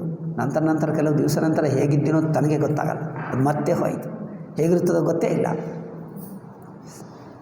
ಒಂದು ಸಲ ಎಲ್ಲೋ ಬಿದ್ದೆ. ಒಂದು ಸಲ ಬಿದ್ದರೆ ಇಲ್ಲೇನೋ ಪೆಟ್ಟಾಯಿತು. ಪೆಟ್ಟಾದು what you call that some kind of swelling ಆಯಿತು. ಅವರು ನೋಡಿದ್ದಾರೆ, ಇದೇನೋ ಇಲ್ಲೇನೋ ಕಂಡು ಬರ್ತಾ ಇದೆ, ಈ ಪೆಟ್ಟು ಇದು ಮೊದಲಿನಿಂದ ಇತ್ತಾ ನಂತರ ಆಯಿತಾ? ನಾನು ಹೇಳಿದ್ರೆ ನನಗೆ ಗೊತ್ತಿಲ್ಲ. ಮೊದಲಿನಿಂದ ಇತ್ತು ನಂತರ ಆಯಿತು ನನಗೆ ಗೊತ್ತಿಲ್ಲ. ಈಗ ನಾನು ಕನ್ನಡ ನೋಡಲ್ಲ, ನನಗೆ ಗೊತ್ತೇ ಇಲ್ಲ, ಹೇಗೆ ಗೊತ್ತು? ಆವಾಗ ಇನ್ನೊಬ್ಬರು ನೋಡಿ ಹೇಳಬೇಕು, ಇದ್ದು ಗೊತ್ತಿಲ್ಲ ಇದು.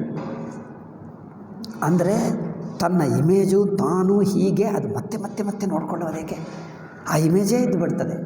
ದೇಹದು ಅಷ್ಟೇ, ದೇಹದ ಅವಯವಗಳು, ದೇಹದ ಘಟನೆಗಳು, ದೇಹದಿಂದ ಆಗಿರುವ ಕೆಲಸಗಳು ಅವುಗಳೇ ತುಂಬಿಕೊಂಡು ಬಿಟ್ಟರೆ ನಾನು ಹೀಗಿದ್ದೇನೆ ಅಂದರೆ ದೇಹದ ಆಕಾರ, ದೇಹದ ಕ್ರಿಯೆಗಳು, ದೇಹದ ಗುಣಗಳು ಅವುಗಳನ್ನೇ ನಾನು ಎಂಬುದು ಇಟ್ಕೊಂಡು ಬಿಟ್ಟಿದ್ದೀವಿ. ಮರೆ ಅದು ಬಿಟ್ಟು ತಾನಿದ್ದಾನೆ ಆ ಅರಿವು ನೋಡಲಿ. ಅದು ನಿಶ್ಚಲವಾಗಿದೆ, ಸ್ವಯಂ ಸಿದ್ಧವಾಗಿದೆ, ಸ್ವಾಭಾವಿಕವಾಗಿದೆ. ಅದಕ್ಕೆ ಯಾವ ಆಯಾಸ ಇಲ್ಲ. ಅದು ಹಾಳಾಗ್ತದೆ ಎಂದು ಭಯ ಇಲ್ಲ, ಪೆಟ್ಟಾಗ್ತದೆ ಎಂದು ಭಯವಿಲ್ಲ. ಮುಖಕ್ಕೆ ಪೆಟ್ಟಾಗ್ತದೆ, ನಿಮ್ಮ ಆತ್ಮಕ್ಕೆ ಪೆಟ್ಟಾಗಲ್ಲ. ಆತ್ಮಕ್ಕೆ ಯಾವ ಪೆಟ್ಟು ಆಗಲ್ಲ, ಯಾವುದು ಹೋಗಲ್ಲ. ಅದಕ್ಕೆ ಸಾಬನ್ನು ಬಳಸಬೇಕಾಗಿಲ್ಲ, ಅದಕ್ಕೆ ತಿಲಕನೂ ಹಚ್ಚಬೇಕಾಗಿಲ್ಲ. ಆತ್ಮನೇ ಎಲ್ಲಕ್ಕಿಂತ ತಿಲಕ, ಇನ್ನೇನು ಸ್ವಯಂ ಪ್ರಕಾಶ ರೂಪ, ಇನ್ನೇನಪ್ಪ. ಅದಕ್ಕೆ ಯಾವುದೂ ಬೇಕಾಗಿಲ್ಲ. ಅಂಥ ಸ್ವಯಂ ಸಿದ್ಧ ಸ್ವಪ್ರಕಾಶ ಅಲ್ಲಿ ಇರಲಿ, ಇದು ಬಿಡಲಿ. ಅದಕ್ಕೋಸ್ಕರ ಇವರು ಹೇಳ್ತಾನೆ, ಬಹುವಂಶತ್ವಂ ತತ್ರ ಅನೇಕ ಟೈಮ್ ಆಯಿತು ಒಂದು ಮುಗಿಸ್ತೀನಿ.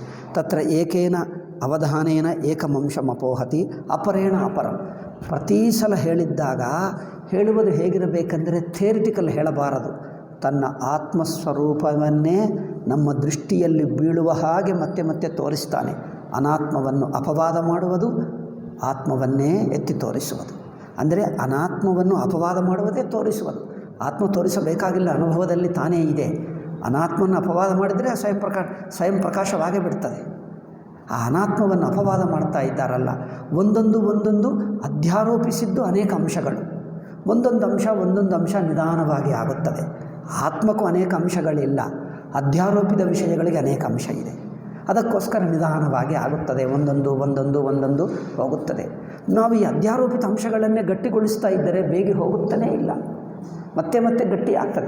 ಸ್ವಲ್ಪ ಹೋದಂತೆ ಹೋಗಿ ಈಗ ನನ್ನ ದೇಹ ರೂಪ, ನನ್ನ ರೂಪ ಹೋಯಿತು, ಈಗ ಮರೆತು ಹೋದೆ ಅನಿಸಿದ್ದಾಗ ಮತ್ತೆ ಮತ್ತೆ ನೋಡ್ತಾರೆ, ಮತ್ತೆ ಅದರ ರೂಪ ಬಂದುಬಿಡ್ತದೆ. ಬಿಟ್ಟು ಹೋಗಿದ್ದು ಮತ್ತೆ ಸೇರಿಸ್ಕೊಳ್ತಾರೆ. ಅದಕ್ಕೋಸ್ಕರ ಕೆಲವು ಸನ್ಯಾಸಿಗಳಿಗೆ ಧರ್ಮ ಹೇಳಿದ್ದಾರೆ, ಇನ್ನೊಬ್ಬರ ಪ್ರಶಂಸೆಗಳು ಸನ್ಮಾನಗಳು ಮಾಡಿಸಿಕೊಳ್ಳಬಾರದು. ಜನರು ಹೇಳ್ತಾರೆ, ಎಲ್ಲೋ ಕಾರ್ಯಕ್ರಮಕ್ಕೆ ಬರಬೇಕು ಎಂದು ಹೇಳ್ತಾರೆ. ಆಯಿತು, ಕಾರ್ಯಕ್ರಮ ಆದ ನಂತರ ನಾವೇನೋ ನಿಮಗೆ ಏನದು ಅದಕ್ಕೇನೋ ಜ್ಞಾಪಿಕನ ಏನೋ ಕೊಡ್ತೀವಿ ಅಂತಂತೆ, ಸನ್ಮಾನ ಮಾಡ್ತೀವಿ, ಜ್ಞಾಪಿಕ ಕೊಡ್ತೀವಿ. ಅದೆಲ್ಲ ನನಗೆ ಮಾಡಬಾರದು. ನಾವೆಲ್ಲರಿಗೂ ಮಾಡ್ತೀವಿ. ಹಾಗೂ ನಮ್ಮ ಸಂಸ್ಥಾ ಸ್ವಾಮೀಜಿದು ನಮ್ಮ ಸಂಸ್ಥದ ಹೆಸರು, ನಾವು ಎಷ್ಟು ಅತಿಥಿಗಳನ್ನು ಕರೆದಿದ್ದೀವೋ ನಾವೆಲ್ಲರಿಗೂ ಸನ್ಮಾನ ಮಾಡಿದ್ದೀವಿ. ಅಯ್ಯೋ ಮಾಡದಿದ್ದರೆ ನಮಗೆ ನಮ್ಮ ರೂಲ್ಸ್ ಒಪ್ಪಲ್ಲ, ನಾವು ಮಾಡಬೇಕು. ನಮ್ಮ ರೂಲ್ಸ್ ಒಪ್ಪಲ್ಲ ಈ ಸನ್ಮಾನಗಳು ಮಾಡಿಸಿಕೊಳ್ಳುವುದು, ನಾವು ಏಕೆ ಅದು ನೋಡಿ ಹೇಗೆ ಮಾಡ್ತಾರೆ ಅವರು. ಅಂದರೆ ಇವೆಲ್ಲ ನಿಯಮಗಳು ಅವರಿಗೆ ಬಾಹ್ಯ ನಿಯಮಗಳು. ಅಟ್ಲೀಸ್ಟ್ ವೇದಾಂತಿಗಳು ಯಾವ ಗೃಹಸ್ಥರೇ ಆಗಲಿ ಮಾನಸಿಕವಾಗಿ ಆದರೂ ನಿಯಮಗಳಿರಬೇಕು. ಏಕೆ ಸನ್ಮಾನಗಳು ಯಾರಿಗೆ ಮಾಡ್ತಾರೆ? ದೇಹಕ್ಕೆ, ಸಾಮಾಜಿಕ ಹೋದಾಕಿ, ಸಾಮಾಜಿಕ ಸ್ಟೇಟಸ್ಗೆ, ಸ್ಥಾನಮಾನಗಳಿಗೆ, ಅವುಗಳಿಗೆ ಮಾಡ್ತಾರೆ. ಅವು ಯಾವುದೂ ನಾನಲ್ಲ. ಅವುಗಳಿಗೆ ಹೆಚ್ಚು ಬೆಲೆ ಕೊಡುವುದೇಕೆ? ಅಟ್ಲೀಸ್ಟ್ ತನ್ನ ಮನಸ್ಸಿನಲ್ಲಿ ಆದರೂ ಅವುಗಳಿಗೆ ಬೆಲೆ ಇಲ್ಲ. ಅದು ಲೌಕಿಕ ದೃಷ್ಟಿ ಅಷ್ಟೇ. ಅದರಿಂದ ಸನ್ಮಾನಗಳು, ಸ್ಥಾನಮಾನಗಳು, ಅದಕ್ಕೆ ಇಮೇಜ್ಗಳು, ಅಧಿಕಾರಗಳು ಏನು ಹೇಳ್ತೀವಿ, ಸ್ಟೇಟಸ್ಗಳು, ಇವು ಯಾವುದೂ ಇಲ್ಲ. ಜಸ್ಟು ಅನಂತ ಆಕಾಶಕ್ಕೆ ಏನಿದೆ ಎಲ್ಲವೂ ಅದೇ, ಎಲ್ಲರೂ ಅದೇ. ಯಾರಿಗೆ ಸ್ಪೆಷಲ್ ಸ್ಟೇಟಸ್, ಯಾರಿಗೆ ಸ್ಪೆಷಲ್ ಸನ್ಮಾನ, ಯಾರಿಗೆ ಸ್ಪೆಷಲ್ ಆಧಾರ, ಎಲ್ಲರೂ ಇರುವುದು ಅದೇ ತತ್ವ. ಆದ್ದರಿಂದ ಆ ದೃಷ್ಟಿ ಇಟ್ಕೊಂಡು ಸನ್ಯಾಸಿಗೆ ಅವು ಬಾಹ್ಯ ನಿಯಮಗಳಾಗಿಟ್ಟರು, ಮಿಕ್ಕ ಜನರಿಗೆ ಅಟ್ಲೀಸ್ಟ್ ಮಾನಸಿಕ ನಿಯಮಗಳಾದರೂ ಆಗಬೇಕು. ಏಕೆಂದರೆ ಈ ಅಧ್ಯಾರೋಪವನ್ನು ತೆಗೆಯುವುದಕ್ಕೆ ಆ ಭಾವನೆಗಳು ಸಹಾಯಕವಾಗ್ತವೆ. ಅದಕ್ಕೋಸ್ಕರ ಜನರು ಅವರು ಹೇಳ್ತಾರೆ, ನಿಮಗೆ ಸ್ವಾಮೀಜಿ ನಿಮಗೆ ಸನ್ಮಾನ ಮಾಡ್ತೀವಿ, ಅದಕ್ಕೋಸ್ಕರ ನಾವು ಬಂದಿದ್ದೇವೆ. ಏನಪ್ಪ ಅನೌನ್ಸ್ ಮಾಡಿ ಕರೆದರೆ ನಾವು ಬರ್ತೀವಿ ಅಂತ ಅಂದ್ಕೊಂಡಾರ? ಅವ್ರು ನೋಡಿ ಸ್ಪೆಷಲ್ಲಾಗಿ ಕರಪತ್ರ ಹಾಕಬೇಕು, ಸ್ವಾಮೀಜಿ ನಿಮಗೆ ಸನ್ಮಾನ ಮಾಡ್ತೀವಿ, ಯಾವ ಡೇಟ್ಗೆ ಬರ್ತೀರಿ ಅಂತ. ಸನ್ಮಾನ ಮಾಡುವುದು ಅದಕ್ಕೆ ನನ್ನ ಪರ್ಮಿಷನ್ ತೊಗೊಂಡು ನನ್ನನ್ನು ಕರೆಯೋದು ನಾನು ಒಪ್ಕೊಳ್ಬೇಕಾ? ಅಂಥದ್ದು ನನಗೆ ನಿಯಮ ಇಲ್ಲ, ನಾನು ಬರೋದು ಇಲ್ಲ, ನೀವು ಕರಪತ್ರ ಮಾಡಬೇಕಾಗಿಲ್ಲ. ಸ್ಪೆಷಲ್ ಅದು ಸನ್ಮಾನ ಮಾಡ್ತಾ ಇದ್ದೀರಿ, ನೀವು ಬೇಡ ಹೇಳ್ತಾ ಇದ್ದೀರಿ, ಇಟ್ಸ್ ಅನ್ ಇನ್ಸಲ್ಟ್ ವಾಸ, ನಮ್ಗೆ ಅಪಮಾನ ಮಾಡ್ತಾ ಇದ್ದೀರಿ. ಅದು ನೋಡಿ, ಸನ್ಮಾನ ಬೇಡ ಅಂದರೆ ಅವ್ರಿಗೆ ಇನ್ಸಲ್ಟ್ ಅಂತೆ. ಇದೆಲ್ಲ ಲೌಕಿಕರ ದೃಷ್ಟಿ. ಅವರಿಗೆ ಸನ್ಮಾನವಿದ್ದರೆ ಬದುಕೋಕ್ಕೆ ಆಗಲ್ಲ, ಅವರು ಬುದ್ಧಿಯೆಲ್ಲ ಅಲ್ಲೇ ಬದುಕುತ್ತಾರೆ. ಅಲ್ಲವೇ? ಅವರು ಹೀಗೆ ಮಾತಾಡಿದ್ದಾರೆ, ಇವರಿಗೆ ಮಾತ್ರ ಅದರಲ್ಲೇ ಬದುಕುತ್ತಾರೆ. ಅವರು ಬದುಕೇ ಮೇಲೆ ಮೇಲೆ ಬದುಕು, ಮಕ್ಕಳ ಬದುಕು ಮೇಲೆ ಮೇಲೇ ಇರ್ತಾರೆ. ಅವ್ರಿಗೆ ಆಳವಾದ ಯೋಚನೆ ಇಲ್ಲ, ಅವ್ರಿಗೆ ಬೇಕಾಗಿಲ್ಲ. ಆದ್ದರಿಂದ ಒಂದು ಸನ್ಮಾನಗಳು, ಲೌಕಿಕ ವ್ಯಾಲ್ಯೂಗಳು ಇವೆಲ್ಲಕ್ಕೆ ಅರ್ಥ ಇಲ್ಲ. ಇದು ಬಿಟ್ಟು ಎಲ್ಲಕ್ಕಿಂತ ಸಕಲ ಬ್ರಹ್ಮಾಂಡದ ಸೃಷ್ಟಿಸ್ಥಿತಿ ಲಯಕರ್ತ ತತ್ವವಾಗಿರುವ ತಾನು ಬಿಟ್ಟು ಈ ಅಲ್ಪ ಸ್ವಲ್ಪ ಸನ್ಮಾನಗಳು ಯಾರಿಗೆ ಬೇಕು? ಇಡೀ ಬ್ರಹ್ಮಾಂಡ ತಾನೇ ಆಗಿದ್ದಾನೆ. ಯಾರಿಗೆ ಸನ್ಮಾನವಾಗಲಿ ಅದೇ ತಾನು. ಪ್ರಪಂಚದಲ್ಲಿ ಯಾರು ಏನೇ ಮಾಡಲಿ ಅದೆಲ್ಲ ತಾನು. ಅಂಥ ಆತ್ಮತತ್ವ ಬಿಟ್ಟು ಈ ಸಣ್ಣ ಪುಟ್ಟಕ್ಕೆ ದೊಡ್ಡ ವಿಷಯವಾಯಿತಾ? ಇದಕ್ಕೆ ದೊಡ್ಡ ವಿಷಯ ಮಾಡಬೇಕಾ? ಆದ್ದರಿಂದ ಅದು ತಿಳ್ಕೊ, ಅದರಲ್ಲಿ ಎಲ್ಲ ಸನ್ಮಾನಗಳು ಅಲ್ಲೇ ಇವೆ. ಇಡೀ ಬ್ರಹ್ಮಾಂಡಕ್ಕೆ ಪೂಜ್ಯನಾಗುತ್ತಾನೆ ಅವನು, ಇಡೀ ಬ್ರಹ್ಮಾಂಡವೇ ತಾನು. ಅಂಥದ್ದು ಬಿಡುವುದೇಕೆ? ಅಪರೇಣ ಅಪರಮಿತಿ ಯುಜ್ಯತೆ ಇತಿ ಕ್ರಮವತಿ ಪ್ರತಿಪತ್ತಿ ತತ್ತು ಪೂರ್ವರೂಪಮೇವ ಆತ್ಮ ಪ್ರತಿಪತ್ತೇ ಏವಂಚ ವೇದಾಂತ ಮೀಮಾಂಸಾ ನ್ಯಾಯಾನುಸಾರೇಣ ತ್ವಂ ಪದಾರ್ಥ ಶೋಧಿತವ್ಯ ಶೋಧಿತ ತ್ವಂ ಪದಾರ್ಥಸ್ಯೈವ ಬ್ರಹ್ಮಾತ್ಮಾನುಭವ ಭವೇನ್ನಾನ್ಯಸ್ಯ. ಹೀಗೆ ತ್ವಂ ಪದಾರ್ಥವನ್ನು ಶೋಧನ ಅಂದರೆ ವಿವೇಕ ಮಾಡಬೇಕು. ನಾನು ಯಾರು ಎಂಬುದು ತ್ವಂ ಪದಾರ್ಥ ಸ್ಪಷ್ಟವಾಗಿದ್ದರೆ ಬ್ರಹ್ಮತ್ವವು ತಕ್ಷಣವೇ ಅರ್ಥವಾಗ್ತದೆ ಎಂದು 63ನೇ ಪಾಯಿಂಟ್ ಮುಗಿಸಿದ್ದೇವೆ. 64ನೇದು ಸ್ವಲ್ಪ ಹೇಳಿದ್ದೇವೆ ಅನಿಸುತ್ತದೆ. ಏನೋ ಯಾವುದು ಹೇಳ್ತೀನೋ ಗ್ಯಾಪ್ ಬಂದರೆ ನೆನಪಿರಲ್ಲ, ಪರವಾಗಿಲ್ಲ. ಈಗ ನಾಳೆನಿಂದ ಕಂಟಿನ್ಯೂ ಮಾಡ್ತೀವಲ್ಲ, ಆನ್ಲೈನೇ ಹೇಳ್ತೀನಿ, ನೀವು ಅಲ್ಲಿಂದಲೇ ಕೇಳ್ಬೋದು. ಇದು ಸಂಕ್ಷೇಪ. ಮತ್ತು ಇದಾದ ನಂತರ 66ನಿಂದ ಒಂದು ಪಾಯಿಂಟ್ ಚೆನ್ನಾಗಿದೆ. ಈ 65ನೇ ಪಾಯಿಂಟ್ ತುಂಬ ಚೆನ್ನಾಗಿದೆ. 65ನೇ ಪಾಯಿಂಟ್ ಅದು ಹೇಳ್ತೀನಿ. ದುಃಖರಹಿತ ಎನ್ನುವುದು ಹೇಗೆ ಎನ್ನುವುದು ತುಂಬ ಚೆನ್ನಾಗಿದೆ.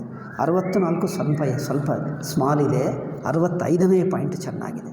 ಇದು ಹೇಳಿದ ನಂತರ 66ನಿಂದ ತತ್ಪದಾರ್ಥ ವಿವೇಕ ವಿಸ್ತಾರವಾಗಿ ಮಾಡುವುದು, ತ್ವಂ ಪದಾರ್ಥ ವಿವೇಕದಲ್ಲಿ ಅವಸ್ಥಾತ್ರಯ ವಿವೇಕ ವಿಸ್ತಾರವಾಗಿ ಮಾಡುವುದು ಮತ್ತೆ ಬರುತ್ತದೆ.